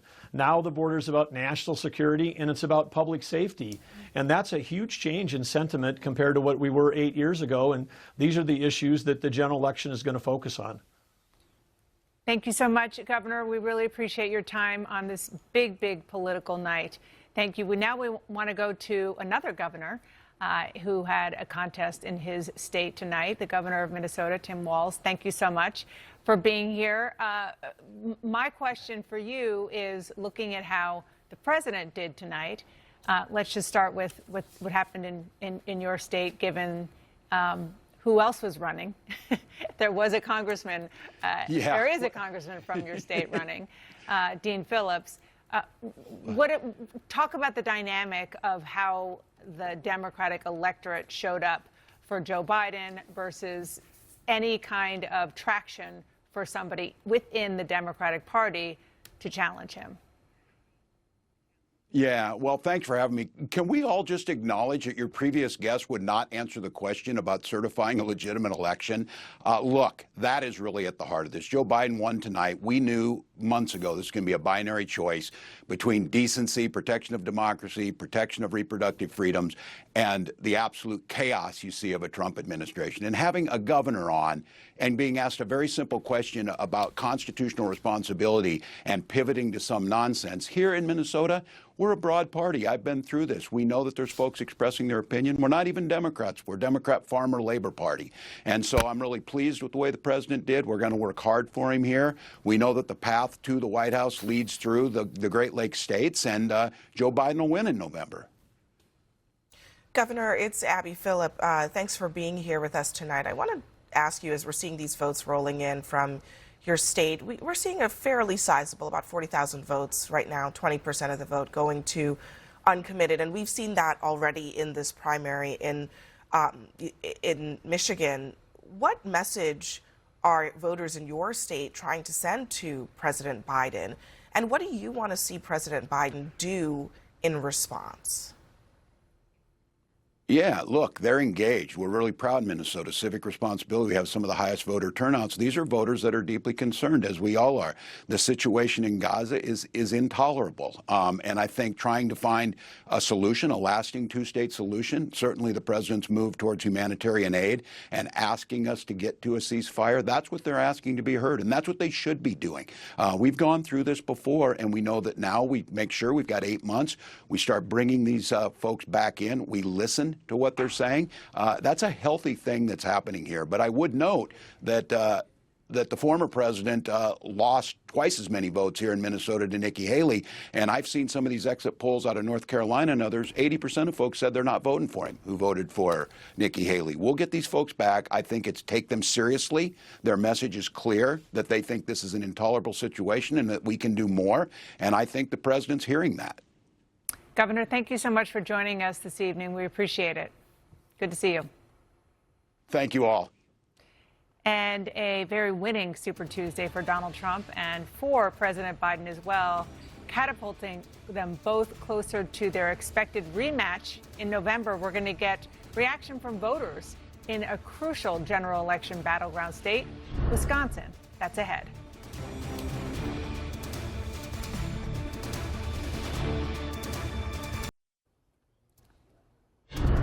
And we have a key race alert for you now in that really interesting California Senate primary. It's a jungle primary, meaning everybody runs on the same ticket, Democrats, Republicans, Independents, and whoever the top two vote getters are, those are the two that face off in November, even if they're both Democrats or both Republicans. Let's go to Boris Sanchez with that key race alert. Boris? Yeah, Jake, and this key race alert shows the trend moving in a very specific direction. Right now, incumbent Democratic Congressman Adam Schiff sitting in a very strong position, nearly 37% of the vote in right now for Adam Schiff, 219,000 votes ahead of the second place candidate in this top two primary, Steve Garvey, the Republican. He has about 29.4%, well above third place Katie Porter, the incumbent Democrat in the House of Representatives. We should point out, as you said, Jake, this is a race to the top two. It looks as though it's trending in the direction that Adam Schiff and Steve Garvey are going to be on that general election ballot come November. 41% of the vote in so far in California. You can't ignore the money in this race as well, Jake. More than $70 million spent on just the primary. Fascinating stuff. Let's go to Kylie Atwood now in Charleston, South Carolina. She's covering Nikki Haley's campaign. And Kylie, we have projected, I think, 10 or 11 states, 12 states for Donald Trump, though we are projecting Vermont for Nikki Haley. So that's 12 for Trump, 1 for Haley. We still have some outstanding. Have you heard anything from the Haley campaign? Jake, we just heard from the Nikki Haley campaign responding tonight for the first time. We've heard from them in a few hours. I want to read to you what the spokeswoman is saying. Quote, "We're honored to have received the support of millions of Americans across the country today, including Vermont, where Nikki became the first Republican woman to win 2 presidential primary contests." And then she went on to say that unity is not achieved by simply claiming we're united.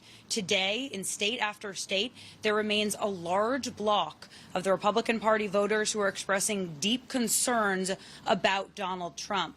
That is not the unity our party needs for success. Addressing those voters' concerns will make the Republican Party and America better. Clearly not addressing head-on what Nikki Haley plans to do with her campaign. She said heading in tonight she wanted the results to be competitive. By all measures, these results are not competitive. She did pick up some delegates thus far, but of course she only has won 1 state thus far, and so we'll watch to see when we will next hear from Nikki Haley, because as of right now, there are no plans for her to speak publicly this evening. We'll watch to see if she does that tomorrow. Jake? All right, Kylie Atwood in Charleston, South Carolina, covering the Haley campaign. Obviously, we're all looking forward now with the results indicating that Donald Trump is well on his way to becoming the Republican presidential nominee. So let's see how tonight's presidential primary results are playing with voters in a state that will be one of the handful that will be really up for grabs in November. I'm specifically talking about Wisconsin.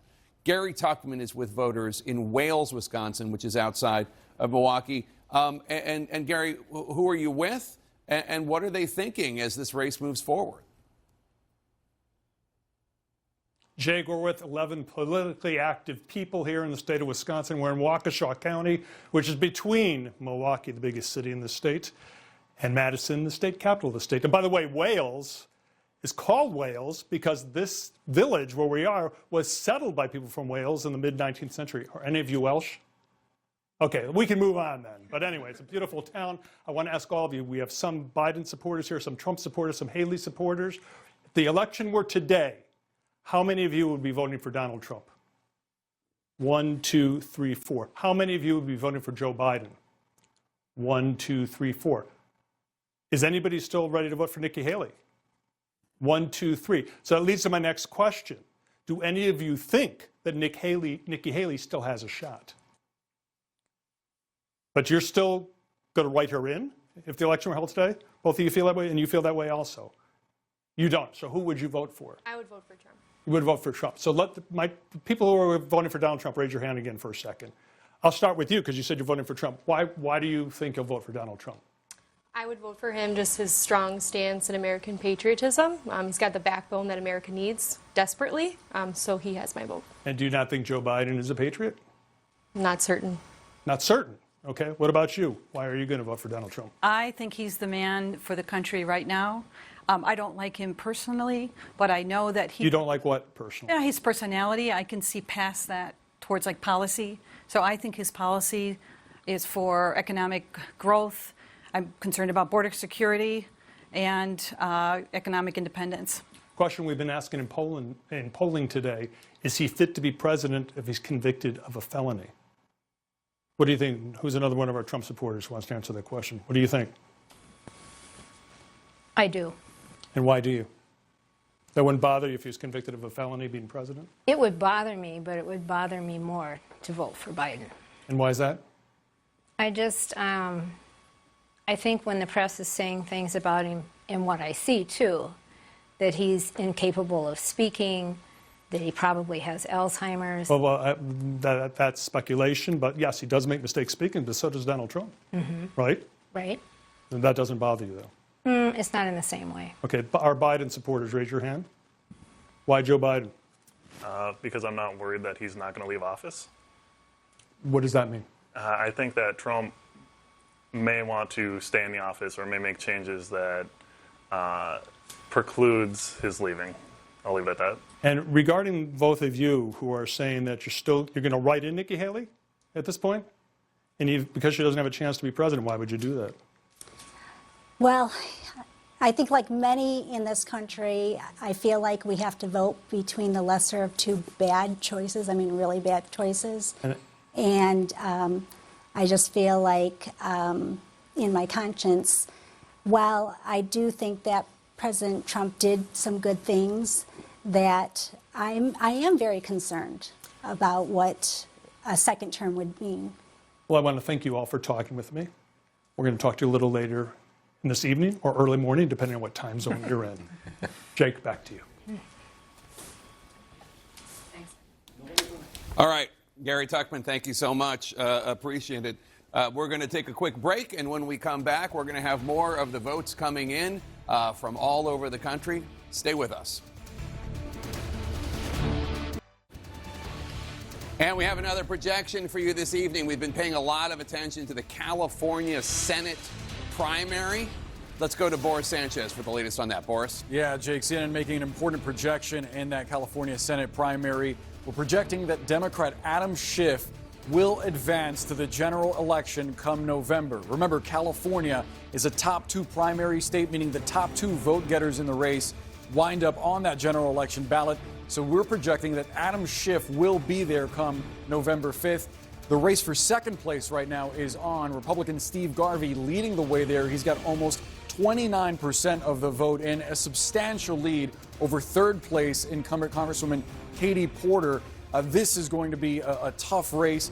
Garvey's running a more moderate platform, as you would expect for a Republican in a statewide race in California. He's promised to protect reproductive rights. He's also promised to push for programs for the unhoused. Meantime, Porter made a name for herself grilling financial executives during hearings on Capitol Hill. She's been endorsed by Senator Elizabeth Warren, but right now she's trailing substantially in third place. 42% of the vote in so far in the Golden State, Jake.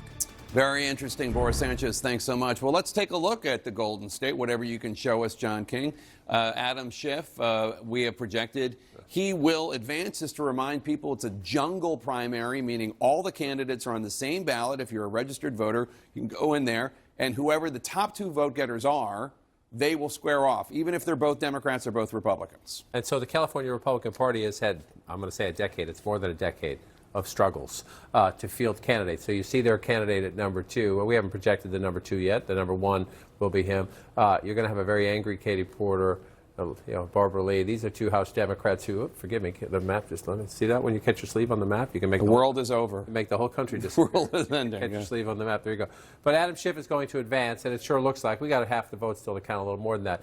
But it sure looks like the way it's played out early anyway, that Steve Garvey, the former Dodger, former Padre, will advance as well. And as everyone has been noting, Adam Schiff helped engineer this by spending a boatload of money promoting him. So his fellow House Democrats will not be thrilled with that. They'll find it cynical. But look, just let's walk. Let's start at the southern part of the state. We can go down to San Diego. You see the Republican in the more Republican areas of the state.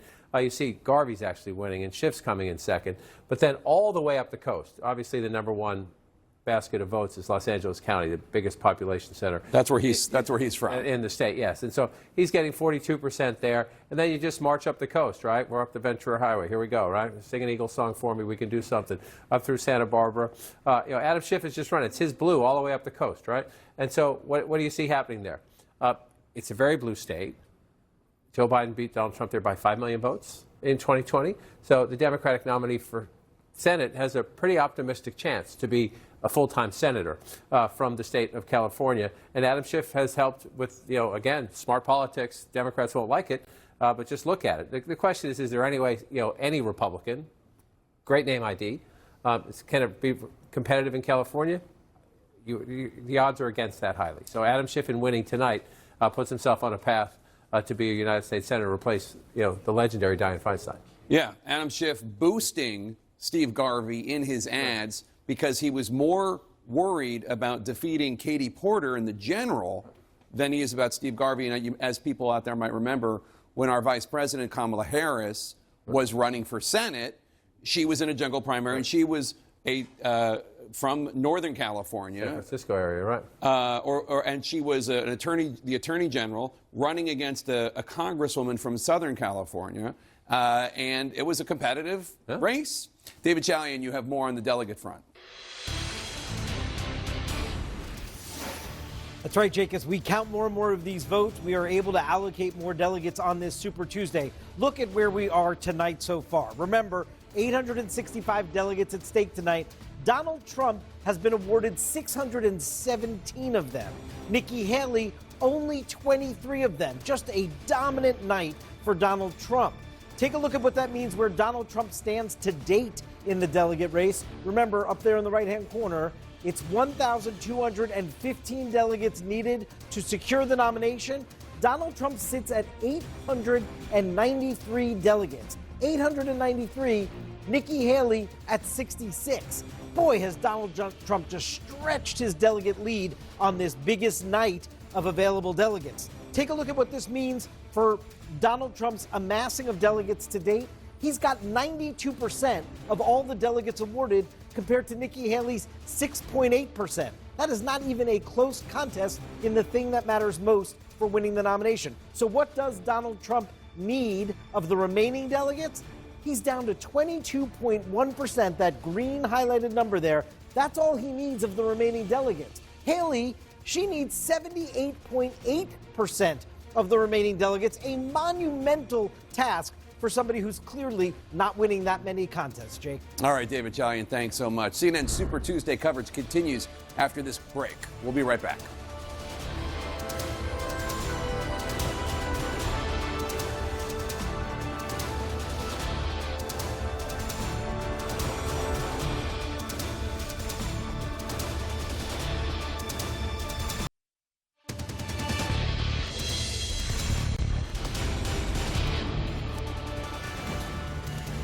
A monumental Super Tuesday. Donald Trump dominated, and so did Joe Biden. The 2024 matchup is all but set now, and it is a rerun of the 2020 election that nearly cleaved this country in half. I'm Abby Phillip in Washington. And I'm Laura Coates in New York. The November matchup isn't quite set, but you know what? It might as well be. Nikki Haley got a win, as in singular, as in Vermont.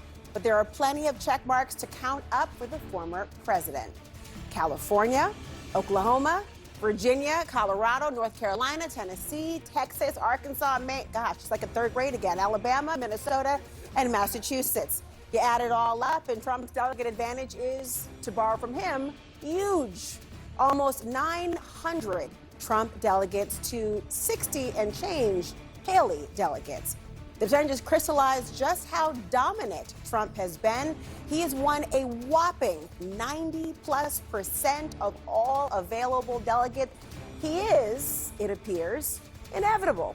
And his march to the nomination comes, it looks like a nadir for the Biden campaign. So even as the president picked up a win after win tonight, look at all the states. He is historically weak for an incumbent looking at the polls. The Biden campaign clearly wants to make a general election pivot tonight, painting the choice between him and the former president as one between moving forward or moving backward into chaos, division, and darkness. But tonight, Trump repeated the ABCs of his policy achievements, some of it, much of it, inaccurate. Trump diagnosed also what he sees as Biden's glaring weaknesses without any prescriptions to actually fix what he believes is broken. And no mention from the stage of the woman who Trump is beating tonight, and that is Nikki Haley. Let's go straight now to Harry Enton at this magic wall. So glad we're here today. So show us some of the wins across these Super Tuesday states. You know, you mentioned those lists. It felt like we were back in second or third grade, right? I had to memorize the states. And all the capitals. All the capitals, know how to spell them, connect, cut. Look, I like map form, though. Forget a list. Look at the map form. Look at all of this Trump red on here with a little bit of Haley orange, yellow, and just give you an idea of where we were if you were to go back to 2016 in these same states. Not as much of that dark Trump red, right? There was some Cruz yellow up here, down here in the South and the Southwest. There was a Marco Rubio win up here and even a Ted Cruz win up in New England. But again, if we jump forward now, it is all Trump red. And let's take a look at some of these larger Trump wins, right? Let's go to California right now. Huge delegate prize, 169 delegates at stake. Trump, by winning this contest, gets them all. That's a big reason he has so many delegates tonight. Look at this, 75% of the vote to Nikki Haley's just 21% of the vote. And look at this map. I mean, I can click in on the individual counties if you want me to. You know, we can go here, we can go here, we can go here. It's all red. It's all red for Donald Trump in the state of California. Now, the other big state that Donald Trump also won tonight, how about we go down to Texas, right? Look at this margin, 78% to 17%. This is a state that Donald Trump lost in 2016, and he's dominating here. Was this also a winner-take-all state? This is a winner-take-most state. So essentially, he's going to win the lion's share of the delegates. It wouldn't be shocking to me if Haley got to squeeze a delegate or two out of the 161, but he's going to win the lion's share of the delegates out of this state. So overall, Donald Trump just absolutely dominating tonight, and you can see this on the delegate board right here. You don't have to be a mathematician to know 893 is a lot more than 66. And there's no mathematician between the two of us, just FYI. But it's surprising to see, remember, the impact of those 9 delegates already still on the map there. But what about President Joe Biden? How did he fare today? Yeah, so let's go over to the Democratic side, and we'll look at the states that were on the map for Super Tuesday. And what do you see? Oh, I clicked off it. But the point is, look, how about we go down to Texas? We see here 85%. How about we go up here, Minnesota, 70%. How about we'll go up to the state of Vermont, again, 88%. So Joe Biden doing very well across these states, but there are a few warning signs if I was looking for Joe Biden at this particular point. We'll start in Minnesota, okay? My home state. Your home state of Minnesota. Look at the uncommitted vote here, 19%. He's only getting about 70% of that vote. There was a drive, especially among the Muslim American community, down by Hennepin County, Minneapolis, to try and get this uncommitted vote, just like there was in Michigan, to sort of voice frustration with the handling of the Gaza war. Look at uncommitted right here, 26% of the vote. This is Congresswoman Ilhan Omar's district. That's exactly right, Ilhan Omar's district. You know, go down Dakota County, not nearly as much. If you go up here, Ramsey County, St. Paul, again, that same thing, 24% of the vote. Here's another warning sign for Joe Biden I want to take a look at, though. Let's go down to Texas. Texas, you can see Joe Biden getting 85% of the vote here, Marianne Williamson 4%, Dean Phillips just 3%. But go down to the border. Go down to this area that had a big shift from Hillary Clinton in 2016. Joe Biden won these counties by a lot less. Look here. Look at Joe Biden just getting 65% of the vote in Hidalgo County. How about we go to Cameron County, getting just 66% of the vote. Heavily Hispanic. Border is a huge issue down here. And flip that over to the Republican side of the aisle. And look at Donald Trump is actually getting a larger share of the vote in a lot of these counties. Look at this, 86%. You go here, 88%. So to me, as you're looking forward towards the general election, right, this is going to be a real question, I think, along the border, Hispanics along the border, concerned about border security. Maybe Joe Biden is not going to win counties that historically have been very, very pro-Democratic. These are some troubling numbers for Joe Biden, if you were looking at some troubling numbers. One other sort of thing I would just sort of look at in terms of, if you're just sort of interested in sort of an interesting trivia question, let's go. I love trivia, Harry. Give it to me. You love trivia. Let's go to the U.S. territories. How about right here? I'd never heard of this guy before tonight. I don't think most Americans had. Jason Palmer, very few votes, but Jason Palmer, 51%, 40% of the vote for Joe Biden. And you know what? We called this race. We called this race for Jason Palmer. So if you're looking for a state or a territory that Joe Biden didn't win in this primary season, how about American Samoa? Hey, guess what? I'm going to interview him later. So you're going to meet him, introduce him to the world, perhaps, and maybe add to the overall knowledge. But how about states that Trump is not doing as well in, Harry? Yeah, what are some places where Donald Trump is not doing as well in? Well, let's go up to Vermont, okay? This is a place, Nikki Haley, again, we have called this race for Nikki Haley. Not a big surprise here, because I want you to look right along sort of this Connecticut River Valley, this area, okay? That is an area that I went to school in. I went right across the state line in Hanover, New Hampshire. But you can see, look at these margins. Norwich, 79% of the vote for Nikki Haley. You go up here to Thetford, 67%. These are well-educated areas around Hanover, New Hampshire, Dartmouth College. And we also see that really if we go down to Virginia as well, right? Look, the northern suburbs, right around Washington, D.C. Look at Fairfax County, 57% of the vote. A lot of government workers, a lot of well-educated folks. How about Fairfax, 57% of the vote? Or if you really want to go deep down into it, let's go into Arlington. Look at that, 74% of the vote. My goodness gracious. Or if we were to go right here, Falls Church, 75% of the vote. But overall for Donald Trump, this was an absolutely dominating night. Look at this delegate tracker right here. Where did we start out the evening? Donald Trump was at 276 delegates. Look at where we go tonight, all the way up to 893 delegates. You only need 1,215 to win. And the Donald Trump campaign is of the belief that they were essentially saying that they could get up to 1,112 delegates. Maybe that will happen. That was their projection. And they're of the belief, if you look at their documents, that they could, in fact, clinch the nomination by next Tuesday. And at this particular point, I'm not sure that will happen, but they are well on their way. Wow, this is so important to hear. Abby? Laura, a lot going on there, but most of it is really a wipeout by both candidates for the most part. And that kind of brings us right here into the studio with our great panel. Bakari, it seems like both candidates, Donald Trump, Joe Biden, got the matchup that they probably wanted. Yes. But you as a Democrat, if you're looking at this, I'm hearing a lot of Democrats yelling on social media about how things are not so bad for Joe Biden, that Donald Trump is so weak. Do you see it that way? First, my advice is anybody that's evaluating this race needs to get off social media. That's probably first. So that's step one. First of all, you have to admit you have a problem, Abby. I mean, admit you have a problem and then address it. No. So get off social media. But this is the matchup that Democrats wanted if these were going to be the candidates. We want to run against Donald Trump if Joe Biden's going to be the nominee. It was a foregone conclusion Joe Biden was going to be the nominee. And so bring on Donald Trump in November. There's no other candidate in the history of the United States that has this many glaring weaknesses. You have somebody, and Donald Trump actually is as good as he's going to get tonight. He only gets worse as a candidate with the trials that are coming up, possible guilty verdicts that are coming up, with his own mouth, with his own tweets. It's inevitable that Donald Trump as a candidate will get worse. And Joe Biden has the bully pulpit of the president of the United States. He has great accomplishments. What people are feeling, though, is that there is a disconnect between the accomplishments of the White House and people actually feeling those things at the dinner table and in their pockets. And the White House has to close that gap. I don't think it's a matter of communication. It's a matter of reality. And as you said, the perception people have about the economy, the perception people have about the crisis at the border, the perception people have about our foreign policy is not good. And that is a direct reflection on Joe Biden. And my good friend Bakari, I know you're Mr. Optimism. and want to look at the glasses half full. But we saw this New York Times Siena poll over the weekend, and it was not good for Joe Biden. And we've seen Democrats come out and say the level of freak out amongst Democrats is at an all-time high.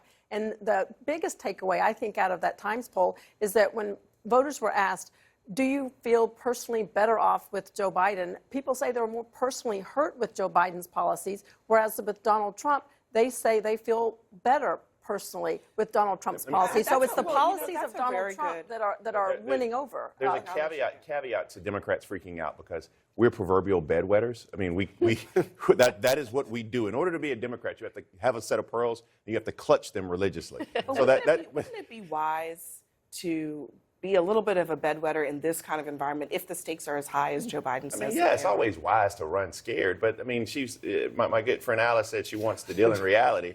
That's what people say when they're about to dig you in the South, okay? If we ever say, bless your heart, or my good friend, that means that the right hook is coming. But the reality is that this president has a lot to run on. I mean, whether or not it's bipartisan successes on Capitol Hill, Infrastructure Reduction Act, Inflation Reduction Act, those type of things really matter. But you're right, and people are right when they're saying that you still have issues of kitchen table importance to many people, but this president does have successes. It's not as if he's not running on anything. Okay, so let's deal in the world of reality for a second, as Alice said. Perception is not because reality is reality. Did you listen to Donald Trump tonight? Unfortunately, I did. Because I listened to Donald Trump tonight, and he was reciting a litany of things, and most of what he said was not true.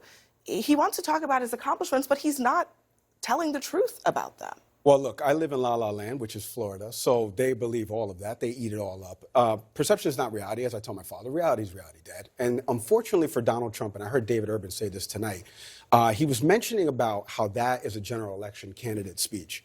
No, it's not. And maybe it's because I work for the other network down the street and I live in the buzzwords and phrases and those things are repellents to me.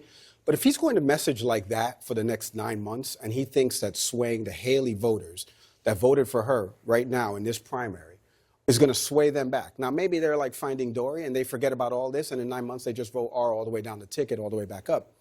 But that speech that he gave tonight is reciting the greatest hits, and it doesn't focus on what you want to target from a moderate and independent standpoint, which is some of the issues. Speak about the actual issues. Yeah, there is a crisis at the border. CBP has said it. Speak about it. Don't speak about buzzwords and phrases and give us all this other rhetoric and language that we know is not proven true.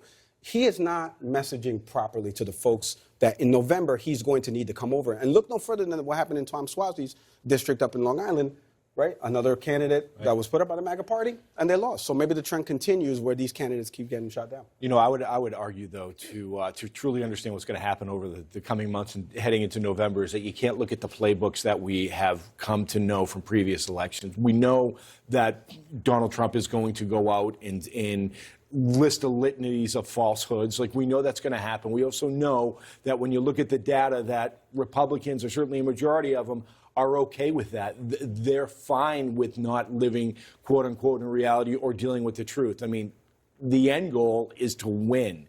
And I do think that, you know, Donald Trump, when he goes out and does these speeches and does these rallies, he's winning. Who's not winning is when Joe Biden goes out there and he's very quiet and he's mumbling at times. He is not winning. So I do think that, you know, Biden, you know, we talk a lot about his age, but it's really, you know, his age is really him getting out there publicly. And it's an important point. It's going to be up to Joe Biden to counter Donald Trump. He can't replace himself in this. He's the principal. Donald Trump, just breaking news for everybody watching. Donald Trump is old too.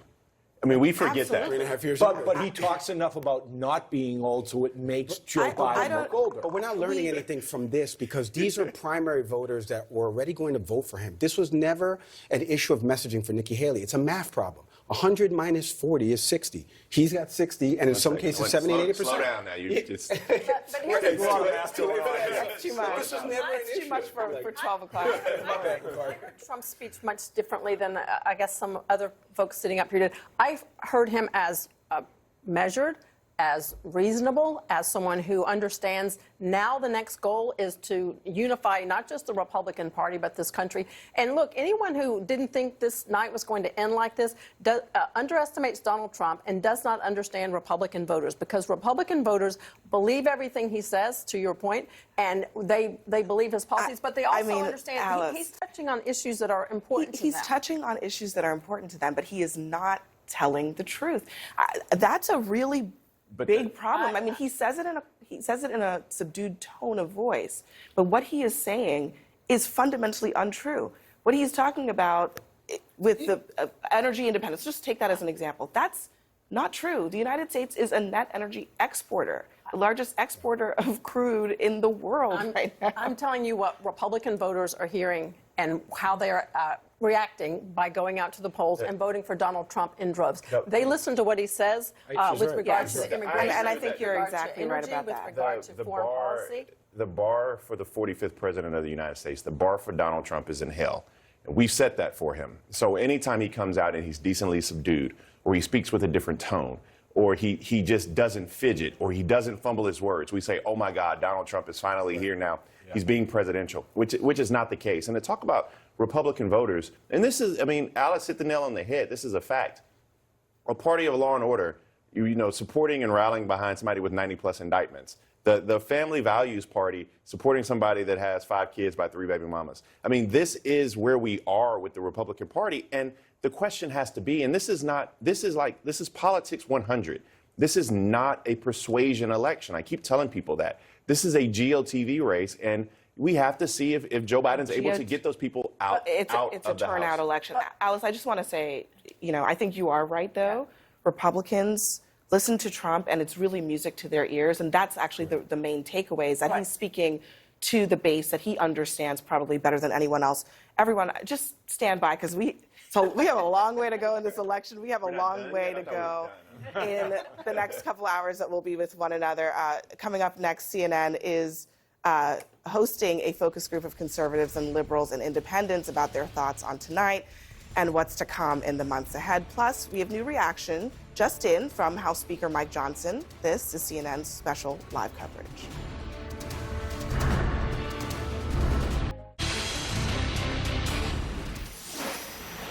It's after midnight, but results are still coming in from Super Tuesday. I guess it's now Superish Wednesday from primary races, but it looks like we are heading for a 2020 rematch.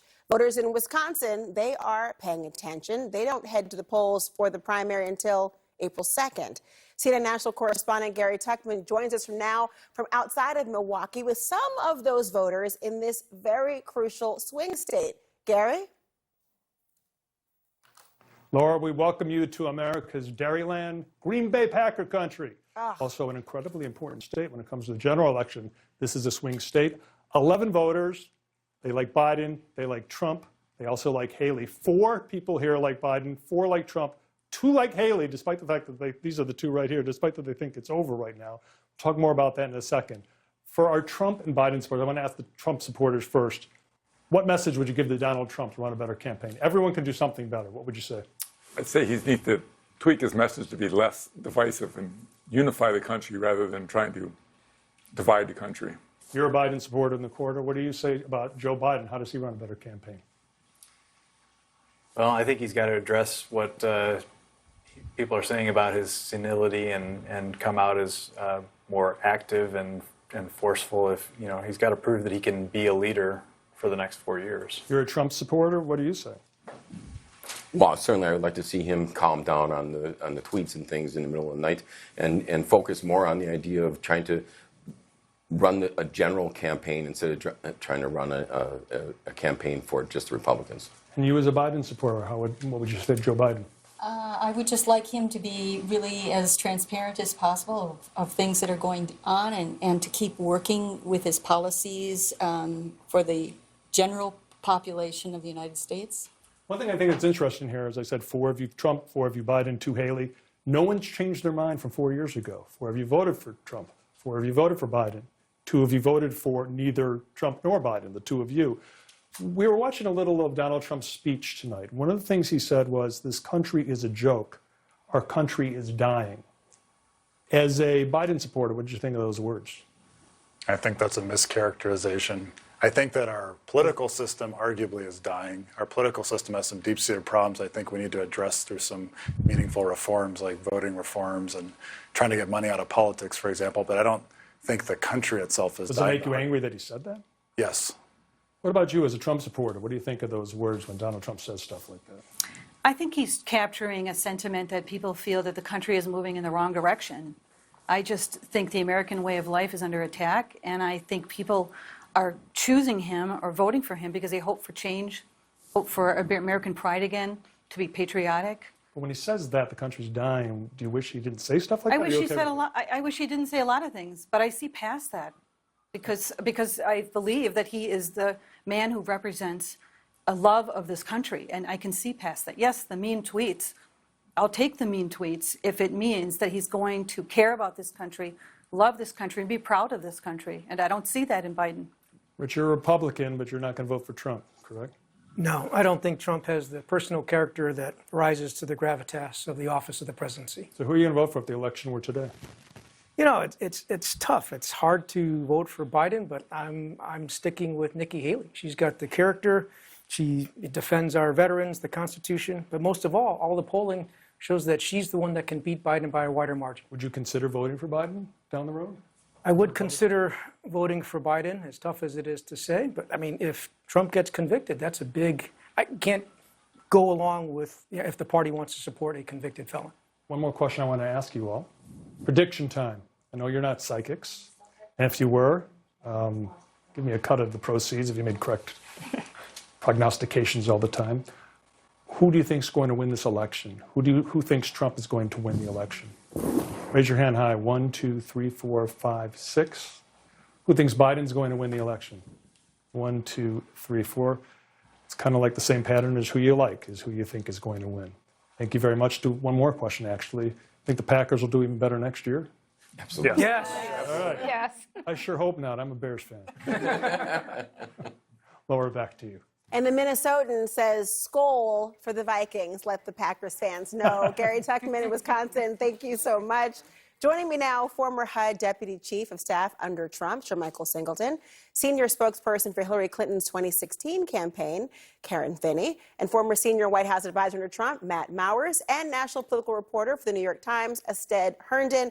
I'm so glad you're all with us tonight because it's an important conversation. I want to just dive in for a second to what you were hearing.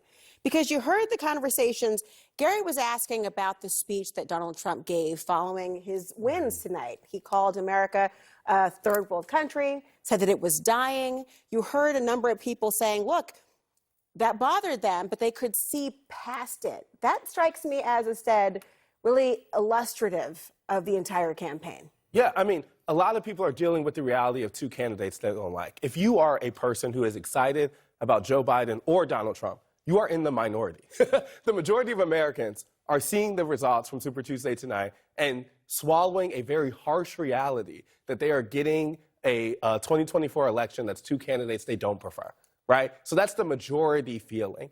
Now, if we think about Democrats and Republicans respectively, there's different signs that come from this evening. I think that you have a Donald Trump that has shown his imprint on the Republican Party for a long time, and that continues tonight, right? Like, Nikki Haley has a lot of signs. Donald Trump has real problems around the real slice of a Republican Party, but these are two weak general election candidates, right?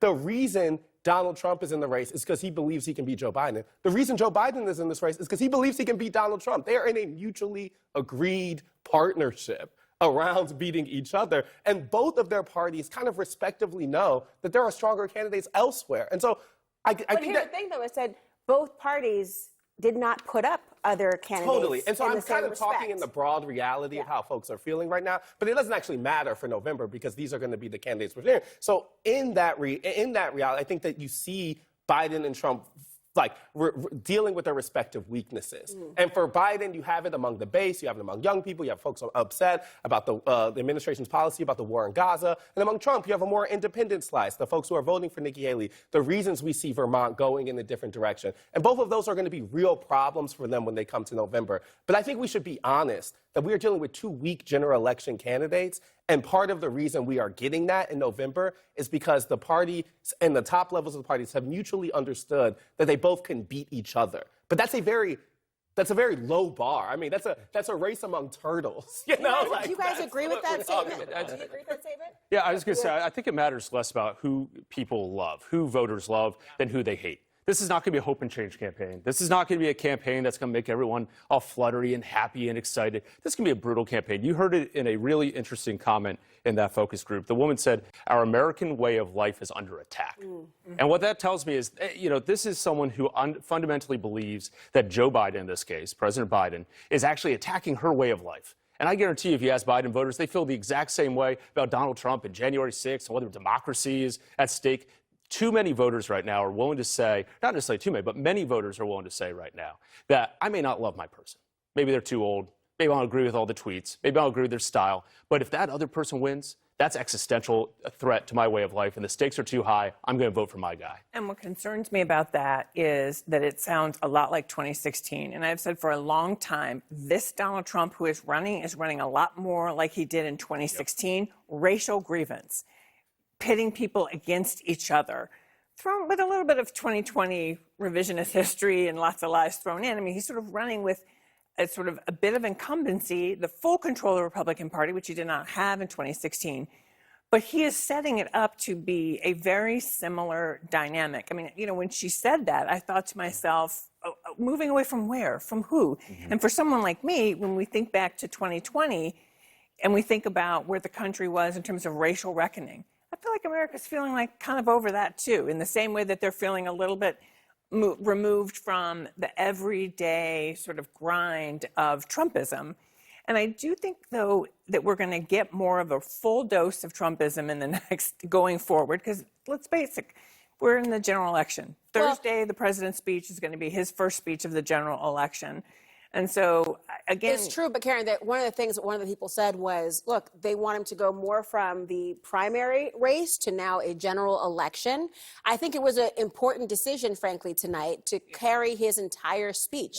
There has been a tendency to give only bits and pieces, and I think people have to understand and recall him and the full breadth, whether you like it or not, the full breadth of it. But there are notions about that, because some of what was said, I mean, he talked about immigration. You talked about the dog whistles that used to be are now megaphones in different ways. What'd you take? I mean, it was more presidential, in my opinion, of Donald Trump.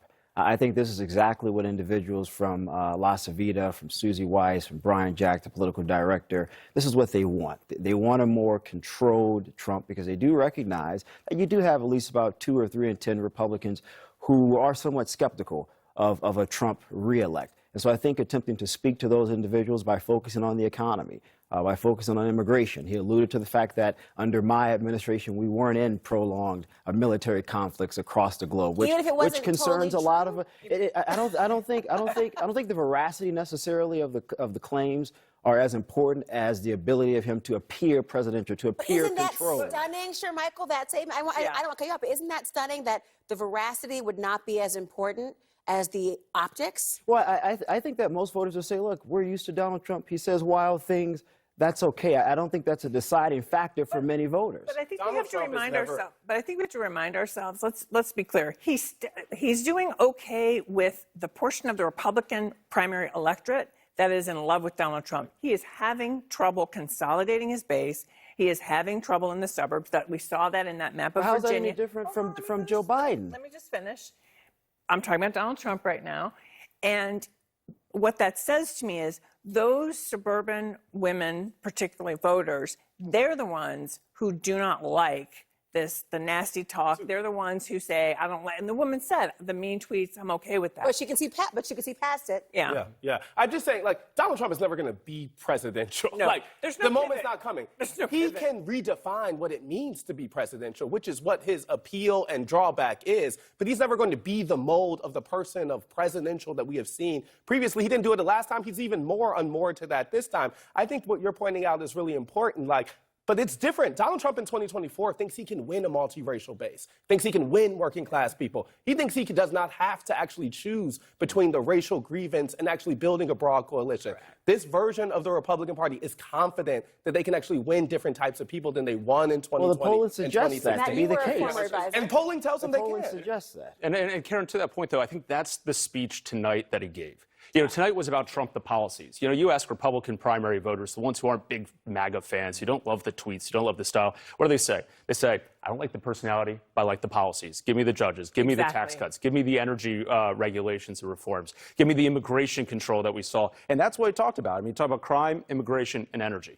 If he stays on that message, he's winning those suburban Republican voters who went for Nikki Haley tonight. He's on his way to winning the White House. But I mean, I was watching it. I agree that those words came out. When I think about the speeches, maybe I'm being hypercritical. I'm never that. No.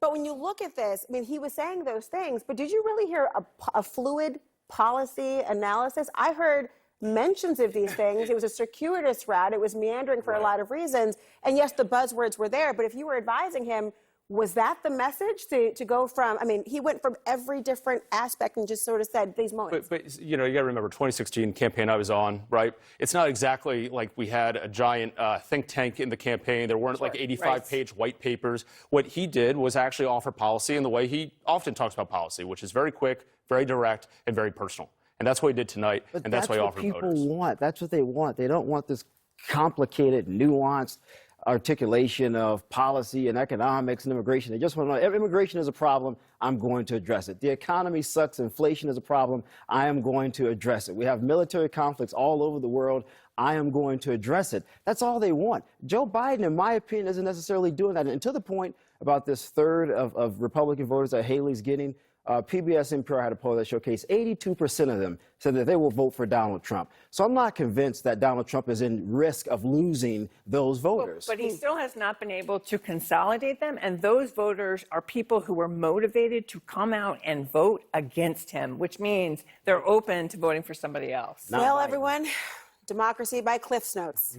Stick around. Next, President Biden with a new warning tonight about the general election. We'll talk with former Obama official Bill Burton about his path ahead.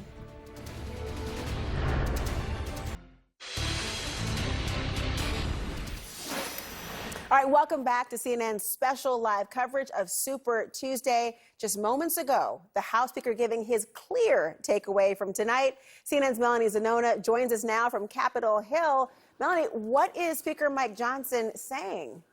Yes, Speaker Mike Johnson is out with a new statement tonight, congratulating Donald Trump on his Super Tuesday victories and also declaring Trump the Republican nominee, even though Nikki Haley is still in the race. Let me read you part of his statement. Johnson said, "Congratulations to President Donald Trump on now winning primary victories across our country. President Trump is our nominee, and the American people are ready to return to secure borders, economic prosperity, and peace through strength we experienced under his leadership. I look forward to working together to retake the White House and grow our majority in Congress." Now, Johnson and the entire House GOP leadership team had already endorsed Trump, so this isn't entirely surprising, but they are increasingly calling on the rest of the party to fall in line. And just one other dynamic that I think is worth pointing out here is that Johnson has been working to try to make sure that Trump and him are in alignment on a number of key congressional races. In fact, Johnson went to Mar-a-Lago just last week, where I'm told that he personally lobbied Trump to try to make some endorsements of key Republican candidates. So just another prime example of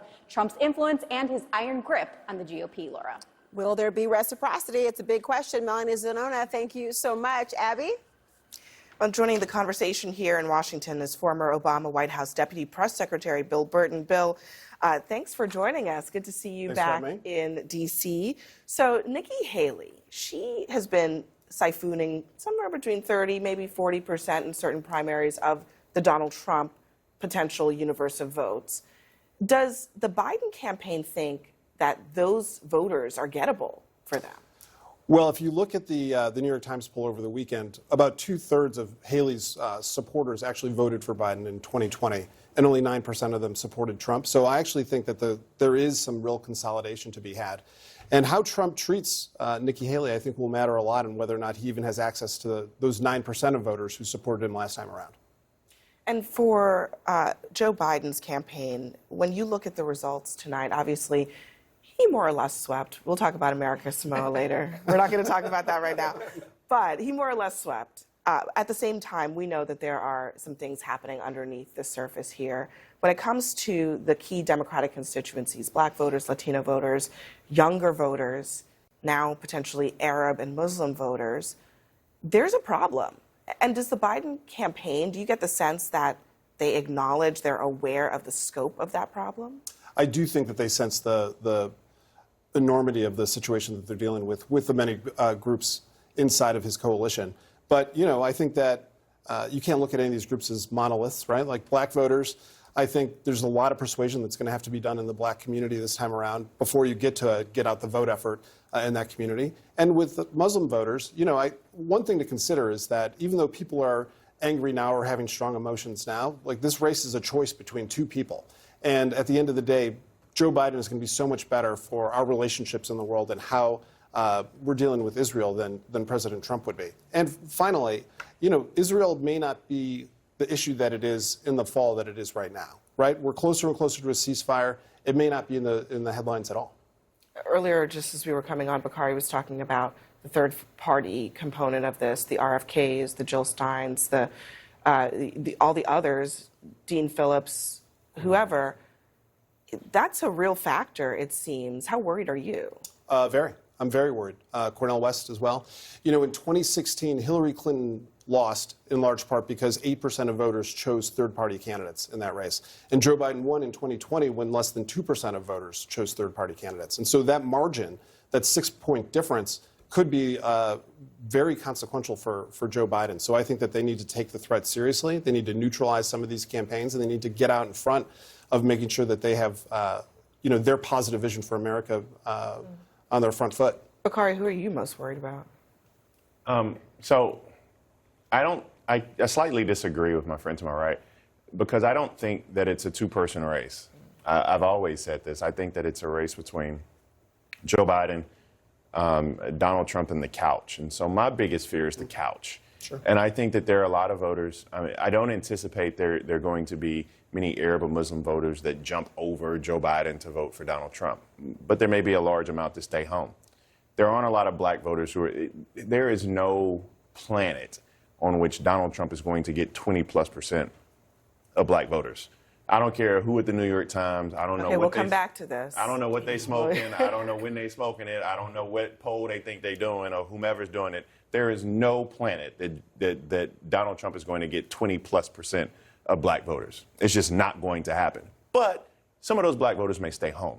And that's going to matter in places like Detroit, Milwaukee, Philadelphia, Clark County. So I'm more worried about the couch than I am anything else. So RFK Jr., just today, he got enough signatures to get on the Nevada ballot, a key battleground state.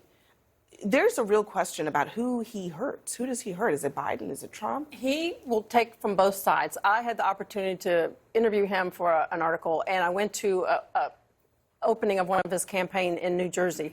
And the crowd was mixed. There were some that were Biden supporters. I spoke with many who were Republicans who said they're going to cross over and vote for him because of the way he was about COVID and about vaccines and many of the issues he stands for. He's going to pull some Republicans and some Democrats. And so I think he is someone to watch.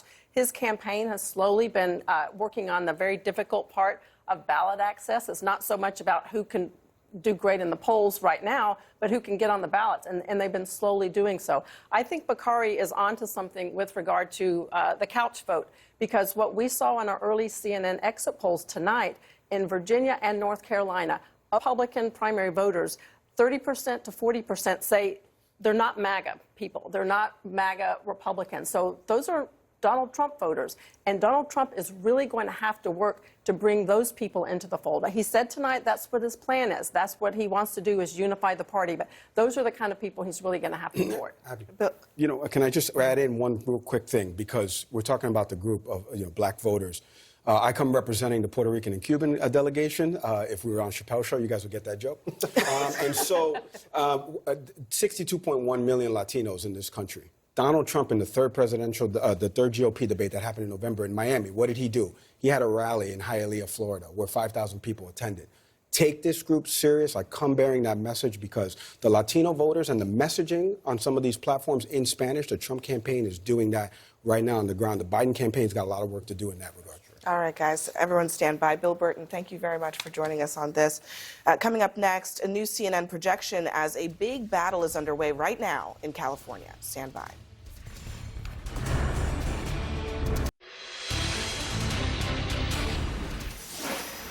We're back more now with our CNN special live coverage of Super Tuesday After Dark. Now, a CNN projection. CNN can now project Republican Steve Garvey, the former Gold Glove winning third baseman who had some power too, will advance to a November election versus Democrat Adam Schiff. Harry Enton is here with me at the wall. Harry, run us through the numbers here. Yeah, baseball and politics together. What a segment indeed. I really am loving myself right now. America's new favorite pastime is you. Oh, isn't that nice? Look, here's the deal. If folks are not familiar with the rules in California elections, essentially all the candidates, regardless of party, run in an open primary, and then the top two advance to the general election. And what we're projecting right now is that Steve Garvey, the Republican, and Adam Schiff, the Democrat, are advancing. This is fantastic news for Adam Schiff, because if you know anything about California politics, you know it's a very blue state. So once you get to the general election, Adam Schiff is going to be heavily favored. In fact, there were some ads that were spent to kind of prop up Garvey on Schiff's behalf. He didn't want to face Katie Porter. Katie Porter, who was the leading Democrat besides Adam Schiff, was at 15% of the vote. We go down a little bit more. You were interested in this, Laura. Barbara Lee, a congresswoman from the San Francisco area, at 7%. You go to Alameda County, and this will give you just an idea of how dominating Adam Schiff is, right? Look at here. This is Barbara Lee's home county. Adam Schiff leading there with 36% of the vote. Barbara Lee at just 21% of the vote. Let's zone out and let's go down to the south. Let's go down to Los Angeles. That's where Adam Schiff is from. Look at how dominant Adam Schiff is. 42% of the vote. Katie Porter with just 15%. Steve Garvey with 23% of the vote. And how about we go to Orange County? This is a place where Katie Porter's from. You would expect her to perhaps be leading Adam Schiff here. Ain't happening. Although Steve Garvey ahead in what has historically been a Republican county, though Orange County has certainly shifted blue over the last few election cycles, Steve Garvey ahead here. But again, Adam Schiff leading Katie Porter. The fact of the matter is, you go through the map, you go through the counties, Adam Schiff doing what he needs to do, and he is now a very, very heavy favorite for the November election. Let's listen to me speaking live right now. So, want to acknowledge again my great gratitude to all of my wonderful supporters. I want to acknowledge the right of our protesters, and I look forward to working with you all and onward to victory in November. Thank you very much, everybody. Thank you, and let's go on and win this thing. On to November, everybody, and thank you for all your support. Thanks, everyone. Adam Schiff speaking live in California tonight. CNN national correspondent Veronica Miracle is in San Jose. It was impossible not to hear all the protesters who were trying to drown him out, but he spoke still over that crowd. Veronica, tell us what's happening where you are.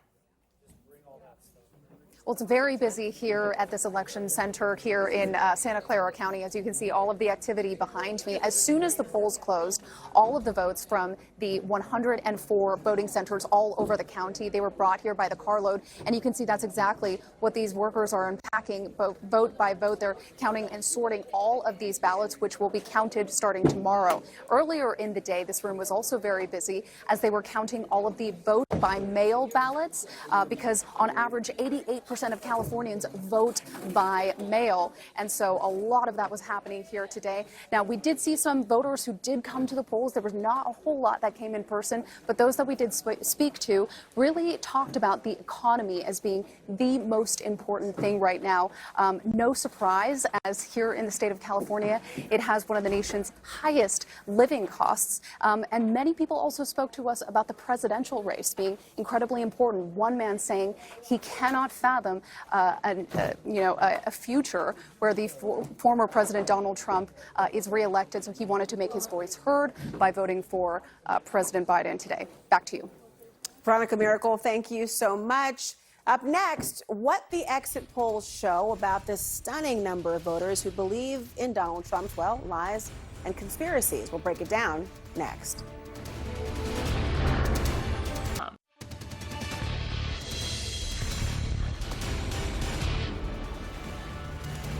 It has been a big Super Tuesday, both Joe Biden and Donald Trump racking up the delegates, and America is now one step closer to a redo of 2020.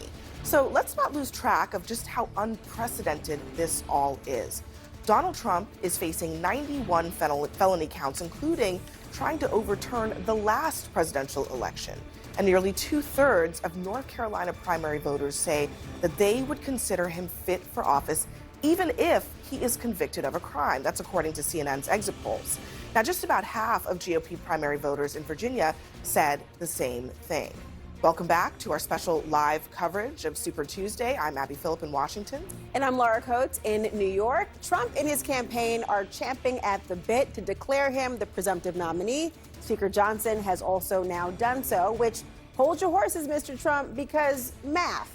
He needs 1,215 delegates to officially clinch the nomination. He's got 936 so far. And tonight, CNN projects that Nikki Haley has now won Vermont with 17 delegates. Meanwhile, Joe Biden warns in a statement, are we going to keep moving forward, or will we allow Donald Trump to drag us backwards into chaos, division, and darkness that defined his term in office?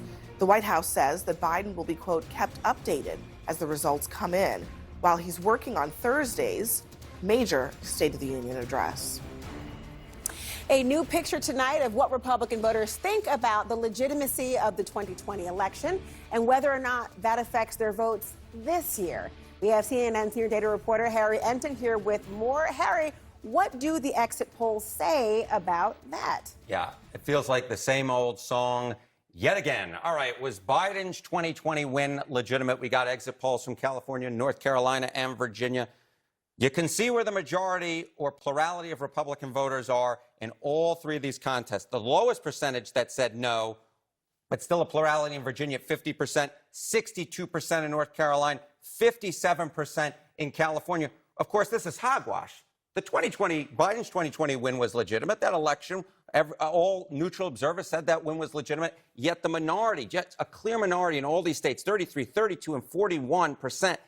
And here's the thing. How did that affect how folks voted on Tuesday? All right. How they vote in the GOP primary. This is the average across California, North Carolina, and Virginia. If you believe that the Biden win was legitimate, you voted for Nikki Haley by a margin of 31 points, but that was the minority of Republican voters. Believe that Biden's win was illegitimate. Look at Trump's margin right here. My goodness gracious, an 88-point win for Trump on average, and this is a big reason why he won. He convinced a lot of Republican voters over the last 4 years that Biden's 2020 win and his loss was illegitimate, and those voters went overwhelmingly for Donald Trump yesterday evening. By the way, probably maybe the main reason why he continued with that aspect of his campaign. If that was a winning campaign strategy, as it seems to have been by so many points, no wonder one would continue with it.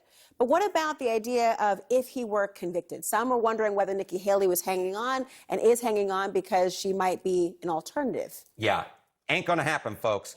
Trump fit for the presidency if convicted of a crime. If he's convicted, all right, this isn't some universe where we're saying right now, we're saying if convicted in the future of a crime. Look at this, 68% in California, 65% in North Carolina, 55% in Virginia. The no column in this particular case is the minority column. Just 23% say no, he wouldn't be fit for the presidency if convicted of a crime.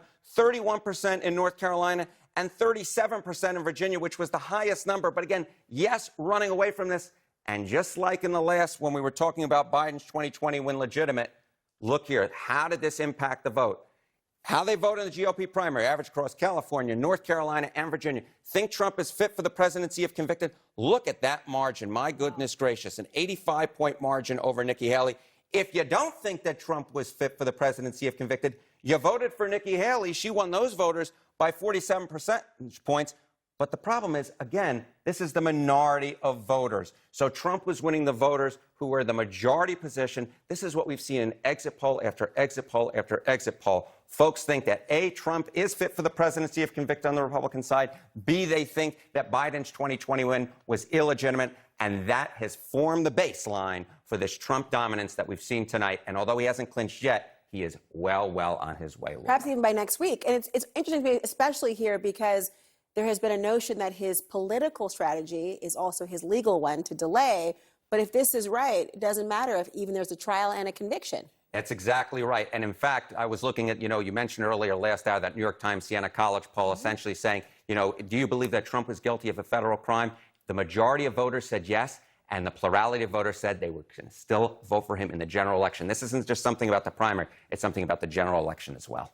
There's an Ariana Grande song, Yes, and apparently that's this. Harry Enton, thank you so much. Abby? Yes, and we got a lot to talk about, Laura. My panel is back with me. So, Bill, if you are dealing with all of that, but let's talk about just the election denialism of it all. There's a huge chunk of this country, of the electorate, that does not believe Joe Biden legitimately won the last election. How does the Biden campaign, how do Democrats deal with that? Well, I don't think that Biden is getting many of those voters who think that the last election was not legitimate. And I think that he really needs to focus on not these crimes, not the denialism, but, what's next? What's the future, right? Like, people argue he doesn't get enough credit for the things that he's done. I think it almost doesn't matter as much as his vision does. Nobody's going to the voting booth to say thank you. They're doing it to say, what's next and what does this mean for my family? The other part of it, Alice, is that a lot of these Republican voters, they don't mind if he gets convicted. If he's a felon, more than half of them think he's fit for office. Well, they think that for the sheer reason because they look at all of these charges with the same brush. They look at each legal issue facing Donald Trump as weaponization of the DOJ or weaponization of liberal justices and courts going after him because he is the main competitor to Joe Biden. They look at it that way, and that's why they don't see if he's convicted of any of these crimes that prohibits him from being president because these were unjust legal issues going against him. But the reality is Republican voters are coming out in droves for Donald Trump because they're not talking about the legal issues. They're not talking about who is president and who is not president. They're not talking about Trump's tone and tenor. They're talking about policies. They're talking about the things they're concerned with is the economy, immigration, and national security. And they look at Donald Trump's policies as helping them and Joe Biden's policies as hurting them. And that's why Donald Trump is doing so well. And the cases he needs to make moving forward is how do I make this case to disaffected Republican voters, independent voters, and those who may be disenchanted with Biden's policies. Preston, do you think that sticks? The Trump that we saw tonight, his tone was subdued. He was lying about a lot of things, but it was about issues. Does that stick? Or do we get the version of Trump that we often also see, which is sometimes about the grievances, about the cases against him, about the witch hunts against him? Well, two things. One is I do think that us, including myself, living here on the East Coast in this Acela corridor, when we see Donald Trump out there doing that, and we're so perplexed by it, but we're not living in those other people's shoes out there who are angry at Washington, who are angry that their life isn't better, that, perhaps the economy isn't really working for them. Or quite frankly, they're just really political and they don't like Democrats and they think that they're socialists. I think that Donald Trump is going to be Donald Trump. There's going to be no surprises, from Donald Trump. He is going to push forward and he's going to continue saying whatever the hell he wants to say if he thinks it's going to help him get elected. And the reality is that we've got to accept that, and then how do we deal with that in the media and just call it for what it is?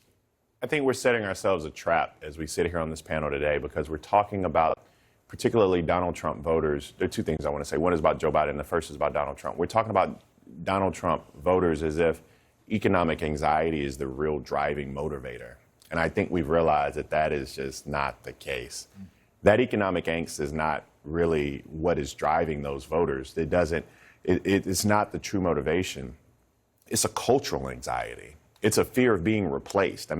Tucker Carlson has done replacement theory episodes and segments. That's a very real thing. When I was listening to the other panel talk and they were talking about the existential threat that some voters believe that that Joe Biden poses to their way of life, it's the browning of America. Let's have an honest conversation. There is a wide swath of this country that is afraid of the browning of America. They're afraid of Abby Phillip. They're afraid of you. They're afraid of me. They think that their jobs are being taken. They think that we're hypersexual or we're hypercriminalized. And that fear is something that Donald Trump harps on. And we've couched it as economic anxiety when I don't think that's intellectually honest. I actually think that that's cultural anxiety.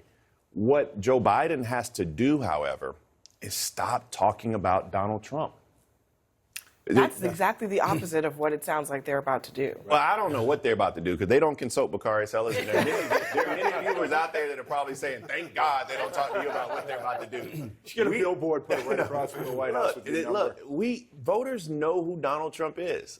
This is already baked. The voters who are going to vote for Donald Trump, they know that he uses racism as political currency. They know that he says things that may be misogynistic. They know that he doesn't believe that this election was won rightfully and that's wrong. They know these things and they still gonna vote for him. Like, Joe Biden has to craft a message or not even use him as a messenger, but the Democratic Party has to put messengers out there that tell the story, not just of what they've done, but what the future would look like. And so those are my two. You just said a lot of things there, but Bill, do you agree with that? No, I had to, because a lot of things. Taking all my thunder. You brought him on, but I wasn't carrying my weight. 6 man brought him off the bench. I didn't even know we had a chair right here. But on the point about should Joe Biden talk less about Donald Trump, do you agree? Well, look, elections are choices, right? And I think that he should talk about Donald Trump in laying out what the choice is in the election. But I completely agree that this election has to be about the future. What's your vision for how you're going to have an impact on people's lives? Like, that's the thing that's going to speak to the voters who are in the middle, who we have a shot at. The ones who we culturally have no shot at, and I agree with what you're saying, yeah, don't fight for those voters. But the voters who are in the middle, the Nikki Haley voters, we have to have that future message in order to get that. And I agree with that. Also, the last thing is just the legal troubles are flying over people's heads because civil cases, there's 2 of them. Charges 91, 4 jurisdictions. Yeah. They don't know any of that. None of them went to school for law. Yeah, so I mean, we could all barely keep track. Exactly, of all the right. There's so many of them. And there's polling data that shows that even in Arizona, I was telling Laura Coates this recently, that there was a poll taken in the state, and the majority of folks know about the issues, but 30% think it's trumped up. No pun intended. 34% are just going to wait to see what the court says because guilty or not guilty for them will weigh in their decision making. So that's 64% of the folks polled in that survey that say it's either trumped up or I'm just going to wait. It doesn't matter. It doesn't affect my polling. So the data shows that they don't care about the legal charges. So to the point about what President Biden should be doing, forget about that. Focus on what you've done so far, but you got to have the right surrogates, to Bakari's point, that can go out there and kind of sell this message and vision of what you're doing for folks. And another big issue, the Biden campaign isn't reaching out to me either for information, so don't be offended. I think abortion is a safe issue for him to campaign on, given the overturning of Roe v. Wade and the IVF issues. If the Biden campaign puts more emphasis on reproductive rights, I think that it helps. Do not worry about that. And Alice is the Republican saying that. That's how you know it's true. That's how you know it's true. Everyone stand by for us. Stick around. We have plenty more to discuss up ahead. There is a lot that's ahead when it comes to primary voters who haven't had the chance to cast their ballots yet. We'll hear from some of them about what they've seen this Super Tuesday thus far. That's next.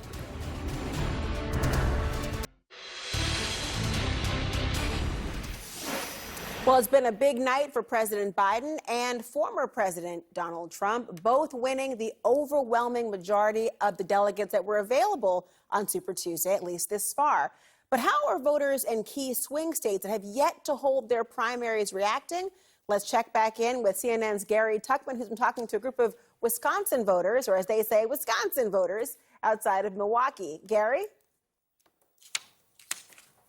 Laura, Wisconsin is not part of Super Tuesday. Its primary is not for another month. But as you said, this is a very important swing state for the general election. So we've been with 11 politically active Wisconsin voters watching CNN's coverage of Super Tuesday, wanting to get their impressions of what's going on, how it looks like right now that it's going to be Joe Biden against Donald Trump. First question I want to ask you, 4 of you say you're going to vote for Trump in November. 4 of you say you're going to vote for Biden. 3 of you are still supporting Haley. First thing I want to ask you, of you Trump supporters, are any of you, is there any possibility that you could switch to Biden? Raise your hand. Okay, not necessarily surprised. Of the Biden supporters, any of you have any possibility of switching to Trump? No one's raising their hand. And I will note that 4 years ago, the Biden supporters here voted for Biden, the Trump supporters voted for Trump, so nothing's really changing that much. The 3 of you, 1, 2, 3, all say you like Nikki Haley. Doesn't look like she's going to be there in November. What are the 3 of you going to do? What are you going to do when it comes to November? Not to waste a spoiler vote, I would vote for Trump. What about you?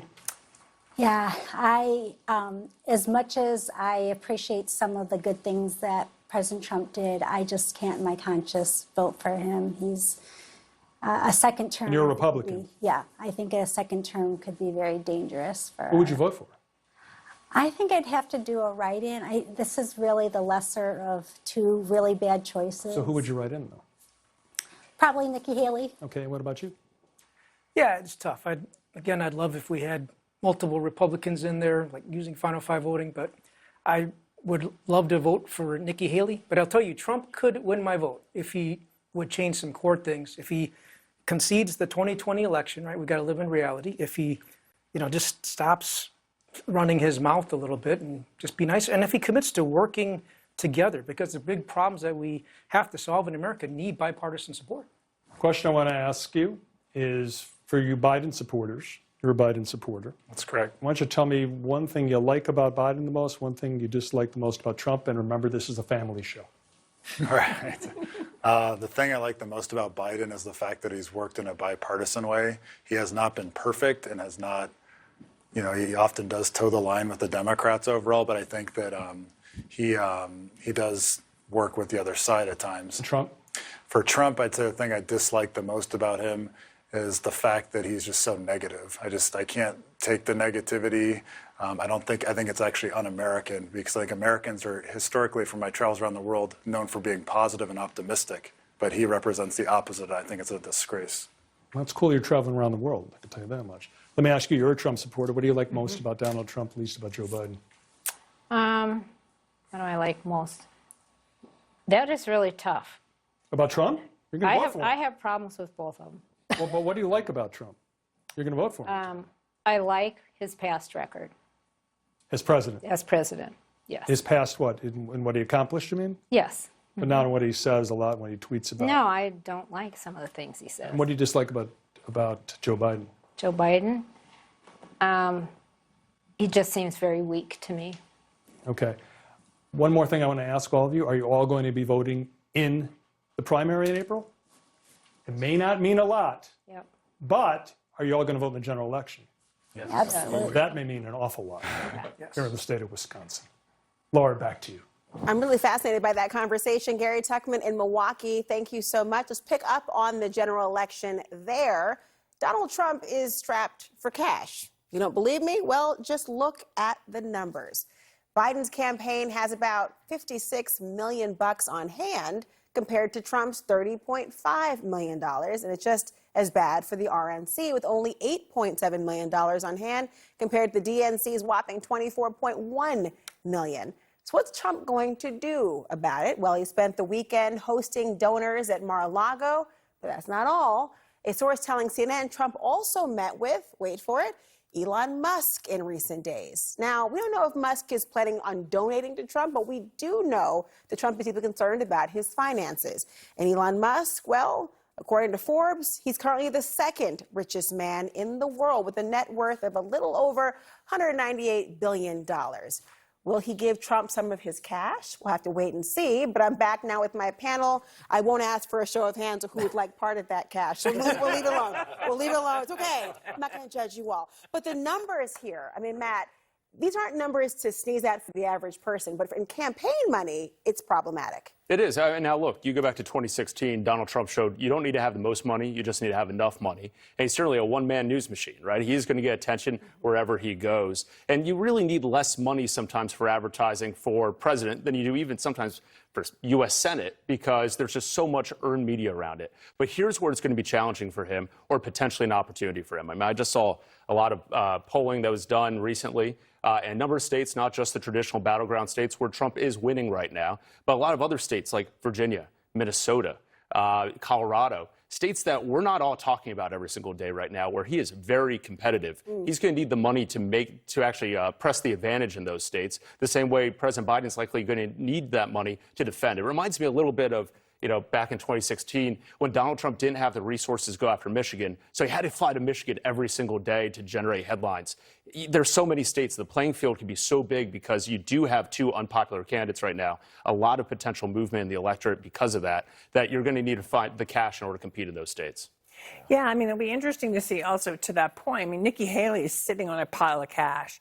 although she does not have the delegates to go the distance, and although she does not have the support to go the distance, she still has money, and money talks. And it'll be interesting to see what she decides to do with that when she gets out, because I think we can all agree she's going to be getting out at some point. Does she use that money for down ballot races to try to, bolster her own support within the Republican Party with some vision of a party without Donald Trump? Or you mean like 2028, or just or beyond? Who can say? But I will say, as much as we talk about polling, I think the cash race is important because a couple of things about the Biden numbers. I mean, they've had great success in the last couple of months with grassroots voters, grassroots donations $200 and under. Part of what that tells you is they are growing support. We're not seeing that with Donald Trump. And again, when we're having that grassroots support growing, putting your money where your mouth is a real sign of candidate strength. And I actually saw a higher number of cash on hand than what we reported. But also they've got 97% of what they've gotten is from those donors donating 200 and less. That's a big deal. Yeah, I mean, look, the campaign is acutely aware of some of their financial shortcomings. They're trying to run a more leaner campaign. Susie Weiss was reported in a recent article as saying she's looking at everything, including what type of Ubers people are booking during and in between campaign stops. To your point, in 2016, the campaign was very lean. I was with Dr. Carson when he ultimately endorsed Trump. It was very different from when I worked on Mitt Romney's campaign. We were very cash intense. Romney could raise a lot of money. I think it's one of the reasons why you're going to see Trump using a lot of the legal issues as he goes to court, crisscrossing across the country as a campaign stop, really trying to use earned media as much as possible to offset some of the deficiencies with cash. But I think quickly here also, thinking about Elon Musk and some of the other billionaires who are backing or may support the former president, I would probably say not giving to the campaign directly, but putting that money into a super PAC makes more sense in terms of being able to aid the former president in his battle for the White House. But the elephant in the room is that outside of Donald Trump's cash problems, they're currently gearing up for the RNC to pay for his legal bills, right? Like, they're currently gearing up for Laura Trump to take over the RNC this weekend in Houston, to have a Republican Party that's very formally arguing that they should be spending money not only on his campaign, but to just keep him out of jail.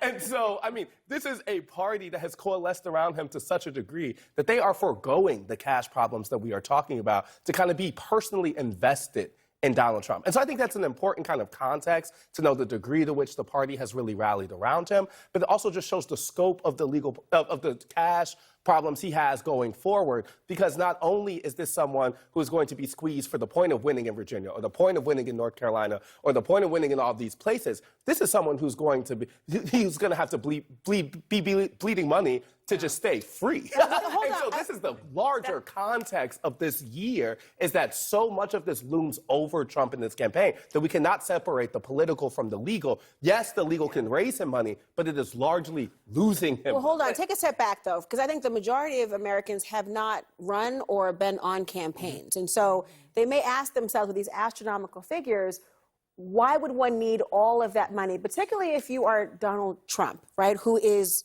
in the news significantly a lot of the times, and has the name recognition prior to being the president, certainly as the former president of the United States.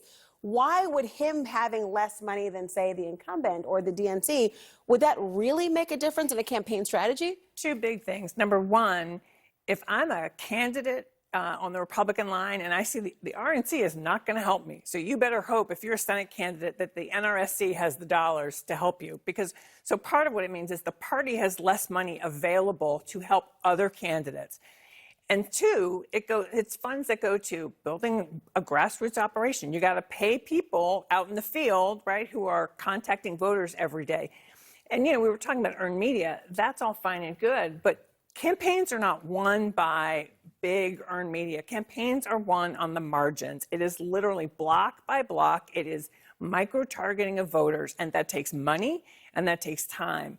And that's why it starts to really add up if you don't have the resources to do that. That's the real reason the Trump campaign's excited to get through potentially next Tuesday or the week after to become the presumptive nominee. It's so they can start coordinating those field efforts with the Republican National Committee. They can start having more oversight into the amount of staff that they're putting into Pennsylvania and North Carolina and Wisconsin. They can start getting access to more of that data than they were able to before. That's why you have Chris LaCivita, who's going to likely move over and become the chief operating officer of the RNC, clearly close with former President Trump. And I will just say, Chris LaCivita was asked the question about whether the RNC would be paying the legal bills, and he did say no. And so, you know, that was in order. That's why with Laura Trump. I was just going to say, Laura had a whole different... Chris was asked that, I want to say, about 4 days ago, and he said they wouldn't be utilized for it. Let's take him as word. Okay. We'll keep an eye out, but let's take him as word. He may think that's true. That just may not be. And the truth is, because at the end of the day, they know that those are precious. They're larger resources. Yes. You can write bigger checks to the Republican National Committee than you can Trump for president, but they're still precious hard dollar resources. They're not a super PAC that are unlimited checks. There are caps at that, and those dollars have to go into those key swing states to ensure that they're turning out every single last voter, not just for Donald Trump, but also down ballot. But the NRCC and NRSC are going to be fine. They both have their own separate political action committees. I've raised a lot of money for them. They're going to be okay. I don't think they're dependent upon the RNC necessarily. But I do think there should be a concern about the ability to build a robust on-the-ground operation, particularly when the Biden campaign, Biden-leaning super PACs, the DNC will have a substantial amount of money to probably hire thousands of people in some of these critical battleground states. You want to be able to meet that dollar by dollar. Don't worry, we have a lot more to discuss, including the skepticism about who's paying these bills. He is the man who handed Joe Biden his first primary defeat in American Samoa. Venture capitalist Jason Palmer is here next.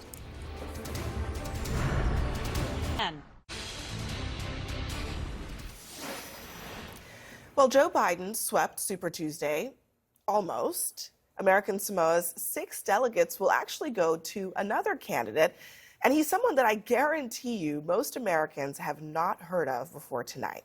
His name is Jason Palmer. You see him right there on the screen. Harry, how did Jason Palmer pull off this major upset or minor upset, however you want to look at it? Well, I mean, look, I call it a major upset. You look at the board, you look at the map, you got Joe Biden blue all over the place. Except right down here, these little dots. And if we click on them, you'll see we got the American territories. Can't vote in a general election, but can in fact, vote in a primary. And we go right there, green, American Samoa. I want you to look at the vote tally here. 51 to 40. Not very much. That's 11 ahead, but hey, that will work. Now, here's the thing that's so interesting to me about American Samoa, Abby. If you go back 4 years ago, and you go to 2020, you'll see that Michael Bloomberg also won in American Samoa with about 50% of the vote. Of course, there is one big difference between 2020, when Mike Bloomberg won it, and 2024, when Jason Palmer won it. And that is that Mike Bloomberg spent hundreds of millions of dollars in his campaign. Jason Palmer, to be perfectly frank with you, even though I love politics, I had never heard of him until tonight. So Jason Palmer able to beat Joe Biden in American Samoa. Maybe he went to the voters one by one, because given how few votes there, you could do it that way. Hey, look, all it takes is like a quick little $2,000 flight, and you can win a primary. That seems like a good return on investment to me. Harry Enton, thank you very much. Thank you. Laura?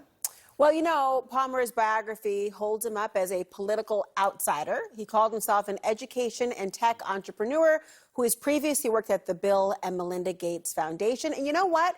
He joins me now. It's so nice to meet you, Mr. Palmer. Congratulations on your victory. Are you surprised about tonight's win? I have to admit, I am surprised that we won in American Samoa, but to what was said just a few minutes ago, I didn't actually fly to American Samoa. I actually did multiple virtual town halls and spoke with the nationals there, because you may not know, but people in American Samoa are not necessarily automatically American citizens. They are American nationals. I spoke to them about their needs for healthcare, for education, for real action on climate change. And I do think that it was my team did a fantastic job. Miracle and her team, we hired local people on the ground to do grassroots effort, and it really paid off. I mean, it certainly did. And you heard the conversations that Bloomberg spent hundreds of millions of dollars. It sounds like you strategically maybe zoomed it in this instance. Why did you focus on this particular area? And why have people not, and what's your response to what's going to oftentimes be maybe a punchline about not having heard of you before now? Yeah, well, first of all, it's very hard to get on the national radar when you're a lesser known candidate. But in my particular industry, in education technology, I'm very well known. And it actually, my views on YouTube, more than 1 million people have viewed my campaign videos on YouTube. I've been covered by BBC News, Politico, really proud to be here on CNN. But as a new candidate, it's actually very difficult to break through. I didn't actually focus on American Samoa. I actually was focused on Colorado, Vermont, Minnesota, and American Samoa. As you know, there were many elections tonight, and we were focused on multiple states. This happened to be the one where, I'm just proud to say my local team did a fantastic job. And I think our message really resonated about focusing on education, healthcare, and climate change. Look, I'm not taking anything away from you. I mean, I did not get a delegate tonight, and many Americans who might be wondering and wondering more about your campaign are looking at at least it worked in American Samoa. But let me ask you about the criticism that you have given to, frankly, both sides. It's one of the reasons you wanted to throw your hat into the ring. President Biden is well on his way to winning the Democratic nomination. You have been essentially the spoiler for him in having a sweep for Super Tuesday. So what do you want to say to him and also former President Trump tonight about the rest of this campaign season? Yeah, well, the number one thing is that the most important thing that we can do as Democrats is defeat Donald Trump at the polls this November. Part of why I entered the race was to make sure that Biden campaigns vigorously. I've been out on the campaign trail in New Hampshire, Nevada, Colorado, et cetera, and the Republicans are out in full force. If we don't campaign equally vigorously, we're going to lose in November. When people say we're going to be sleepwalking into a Trump election, it's for real.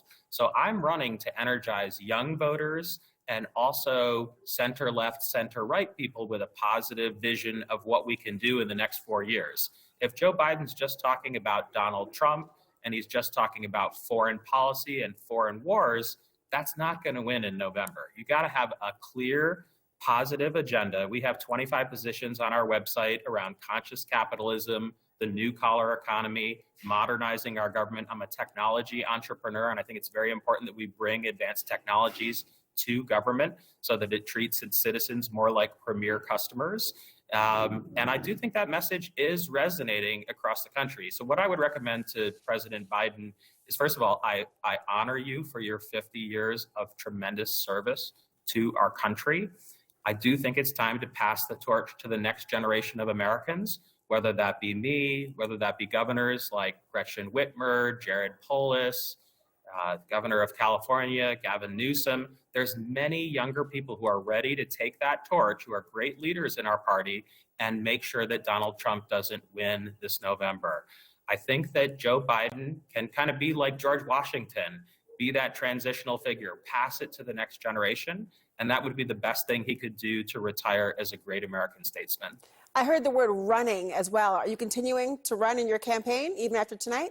Absolutely. Absolutely. In fact, I'm focused next on Arizona. I'm close to releasing a 12-page white paper on how we can finally solve our immigration problem, both at the border and just reforming our immigration system overall. We need to move to a more talent-based immigration system, more like Canada or Australia. We want the world's best and brightest to come to America, and we need a dramatic surge in border judges. Not just border agents, but actually judges who can adjudicate people's claims quickly and determine whether they're valid asylum claims or whether they need to be guest workers or whether they need to be sent home. And this doesn't need to be a political football that gets passed back and forth between the two parties. I look forward to going to the border, campaigning vigorously in Arizona, and showing the American people we can have a path forward on immigration. Well, Jason Palmer, if you can solve immigration in 12 pages, you might need some more delegates. I'll tell you that right now. Thank you so much for joining us this evening. Hey, thank you for having me. I really appreciate it. Well, next, we go down ballot and look how what happened tonight may, in fact, shape the balance of power in and after November. There's more CNN special coverage ahead.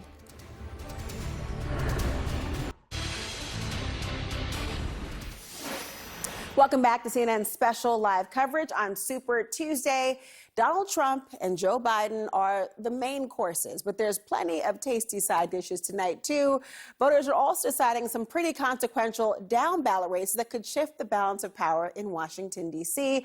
Harry Enton is back with me at this magic wall. CNN just projected that Congressman Adam Schiff and former baseball star Steve Garvey are headed to a Senate runoff. Big news. Yeah, so, by the way, I love Thanksgiving sides, vastly prefer to the turkey, just in case we do something this November. All right. I will.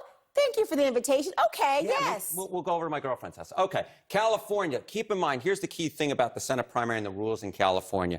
Everybody, regardless of party affiliation, is on the same ballot in the primary, and the two top vote getters advance to the general election. And as you said, we have projected Steve Garvey, the Republican, and Adam Schiff, the Democrat, very anti-Trump Adam Schiff Democrat, to advance to the general election. This is great news for Adam Schiff because if you know anything about California, it's a very blue state. He did not want Katie Porter to advance to the general election, and he didn't want Barbara Lee to advance the Democrat to advance the general election either. In fact, there were some ads that were spent on Steve Garvey on behalf of Adam Schiff that kind of pumped Garvey up because he wanted to eliminate Porter. And if you just look here, you can see, you go down to Los Angeles, that's where Adam Schiff is from, easily winning there, 42% of the vote. You go down to Orange County, Katie Porter from there, even there, Adam Schiff leading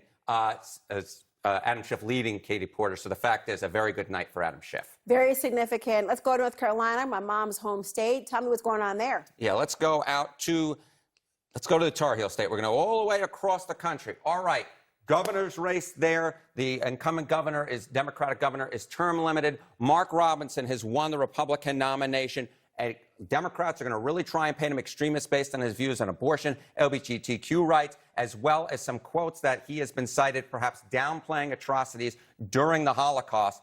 Democrats are very eager to run against Mark Robinson, who cuts a figure somewhat similar to Donald Trump. The person who will be facing him is Josh Stein, the Democratic candidate, much more moderate candidate. This is going to be very interesting in a state that, of course, Donald Trump won in both 2016 and 2020. Really fascinating ahead. Thank you so much for focusing on that as well. Abby? And on that very note, as Harry mentioned, CNN has projected that North Carolina race. The current lieutenant governor, Mark Robinson, will win the Republican nomination for governor. Now, Robinson was endorsed by Donald Trump, who called him, quote, Martin Luther King on steroids. Stunning, but also that's a real thing that happened. Robinson is a fierce supporter of abortion bans and gun rights. He has a history of statements like calling school shooting victims and survivors media prostitutes and saying this about LGBTQ people. I'm saying this now, and I've been saying it, and I don't care who likes it. Those issues have no place in a school. There's no reason anybody anywhere in America should be telling any child about transgenderism, homosexuality, any of that filth.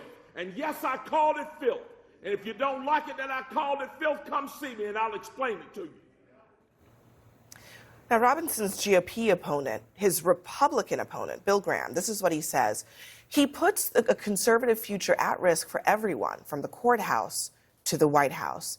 Republicans pretty concerned about this. And I have to just say, I mean, the idea of comparing that kind of hatefulness to Martin Luther King Jr. is just really, it's beyond the pale. It's beyond the pale.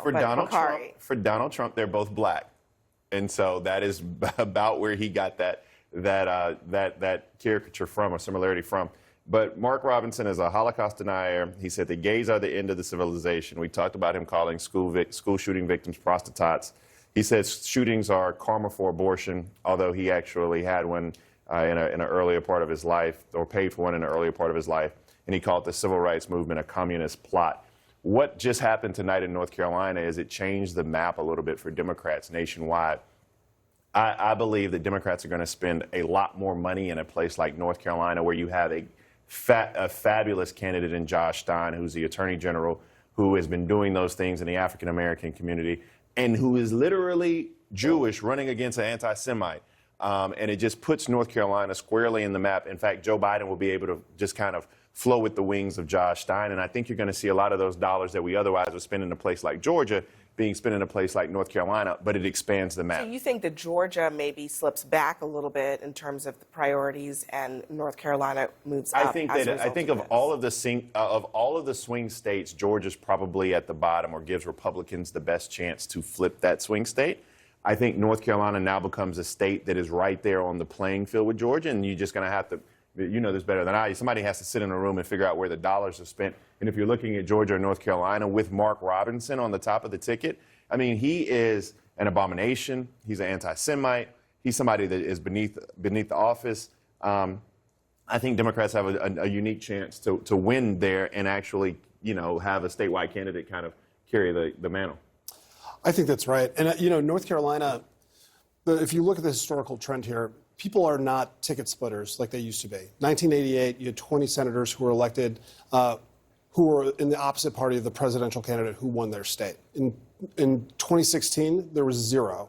2020, there's 1, just Susan Collins. I think that in North Carolina, the problem for Trump is that you've got this insane candidate at the top of the ticket along with him, and it's just going to be such a drag. And I think it does put North Carolina on the map in a very serious way. But you also have to think about, and to Bakari's point, the Democrats are going to now look at where do these primaries land and where are their resources best spent to get the most bang for their buck as they head into the general election. And I can see where they would look at North Carolina as a place to do that. You also have to remember, we're going to see in the next week or two a major shift of the RNC. Out with Ronna McDaniels, in with a Whatley from North Carolina, in with Donald Trump's daughter-in-law, in with his campaign advisor, Chris LaCivita. The RNC is going to look at places like North Carolina, candidates that are very in support of Trump, that Trump supports. RNC is going to also put money in races that they might not have done in the past, but someone like Robinson, who has been so supportive of Trump, is going to get a lot of that support. Yeah, but I mean, what do you think about that? Is that going to be a good thing? Because they can clean house and make those different decisions, but those could actually also be the wrong decisions. Well, look, I'm just saying what I expect to see happen based on the way Donald Trump now has control of the party. And we have all seen how Donald Trump candidates have done in many of these races. Let's look at Herschel Walker. Let's look at Dr. Oz. Let's look at Kari Lake. They haven't been winning in the general election. They've been good in the primary, but not so much in the general election. I think it's a risky move, but I think it is inevitable that that's going to be the new face of the RNC, and that's what it's going to be. I just want to raise one thing. This is on a bit of a separate topic, but we're now into Wednesday. It's technically Wednesday on the East Coast. Nikki Haley is going to face some real decisions, and CNN is reporting tonight that she called at least one of her donors that said she's not dropping out tonight, but that they're going to be reevaluating, coming up with whatever the next steps are today and in the days to come. What are the next steps here? How can she either gracefully exit this race, or does she try to keep it going, and for what? She's not going to keep it going. How can she keep it going if we're watching tonight what Republican primary voters, again, math, going back to this whole overarching theme of math, she doesn't have it on her side. She already had the Koch brothers pull out of her campaign, and they said, hey, atta girl, we still support you, but you're not getting a paycheck. So there was one big donor. If another donor drops, the money's not going to be there. Where's the investment going to be made from the Haley campaign? I don't see it, Mark. I mean, you sound like... Well, look, she raised $28 million in January and February, a little bit less in February than she did in January. The question is, how much money does she have? And, once she's out, she's gone. Like, she is... I can't see her running in 4 more years. I don't see the Republican... Really? No, a lot of people think that that's actually what this is all about, that she wants to set herself up for another No run. doubt that this is all about thinking that Donald Trump may trip and that she could step right in. But even if something does happen to Donald Trump, whether it's through the courts or whatever happens, I still don't see the Republican Party embracing Nikki Haley as the replacement for Not the MAGA voters. If you saw that social media clip of that North Carolina voter and what he said that was so disgusting about Nikki Haley as a female and how he would never vote for somebody, you can go look up that clip if you want to. But that's the kind of voter that, to Mark's point, Nikki Haley has to message to. And she's for Nikki Haley. Nikki Haley doesn't have a base of support. Everybody that's supporting Nikki Haley is doing it because she's not Donald Trump. She's more of a placeholder. I do think she's ambitious enough to run in 4 years. But I will tell you this. I know Nikki Haley very well. And for anybody up here who thinks that Nikki Haley is not going to endorse Donald Trump, they just have another thing coming. She is going to sit on and look in somebody's camera and say that he is the greatest thing since sliced bread. I work for him. And in 2 or 3 months, she's going to endorse him. Mark my words on that. All right, guys, we got to call it a night. It's been great being with you all. Can we go another hour? I'll be right back. Thank you all so much for joining us tonight. Thank you at home for joining us. I'm Abby Phillip in Washington. And I'm Laura Coates in New York. Time to go and wrap my hair. CNN's coverage of Super Tuesday continues next. Cosign. Good night, everyone.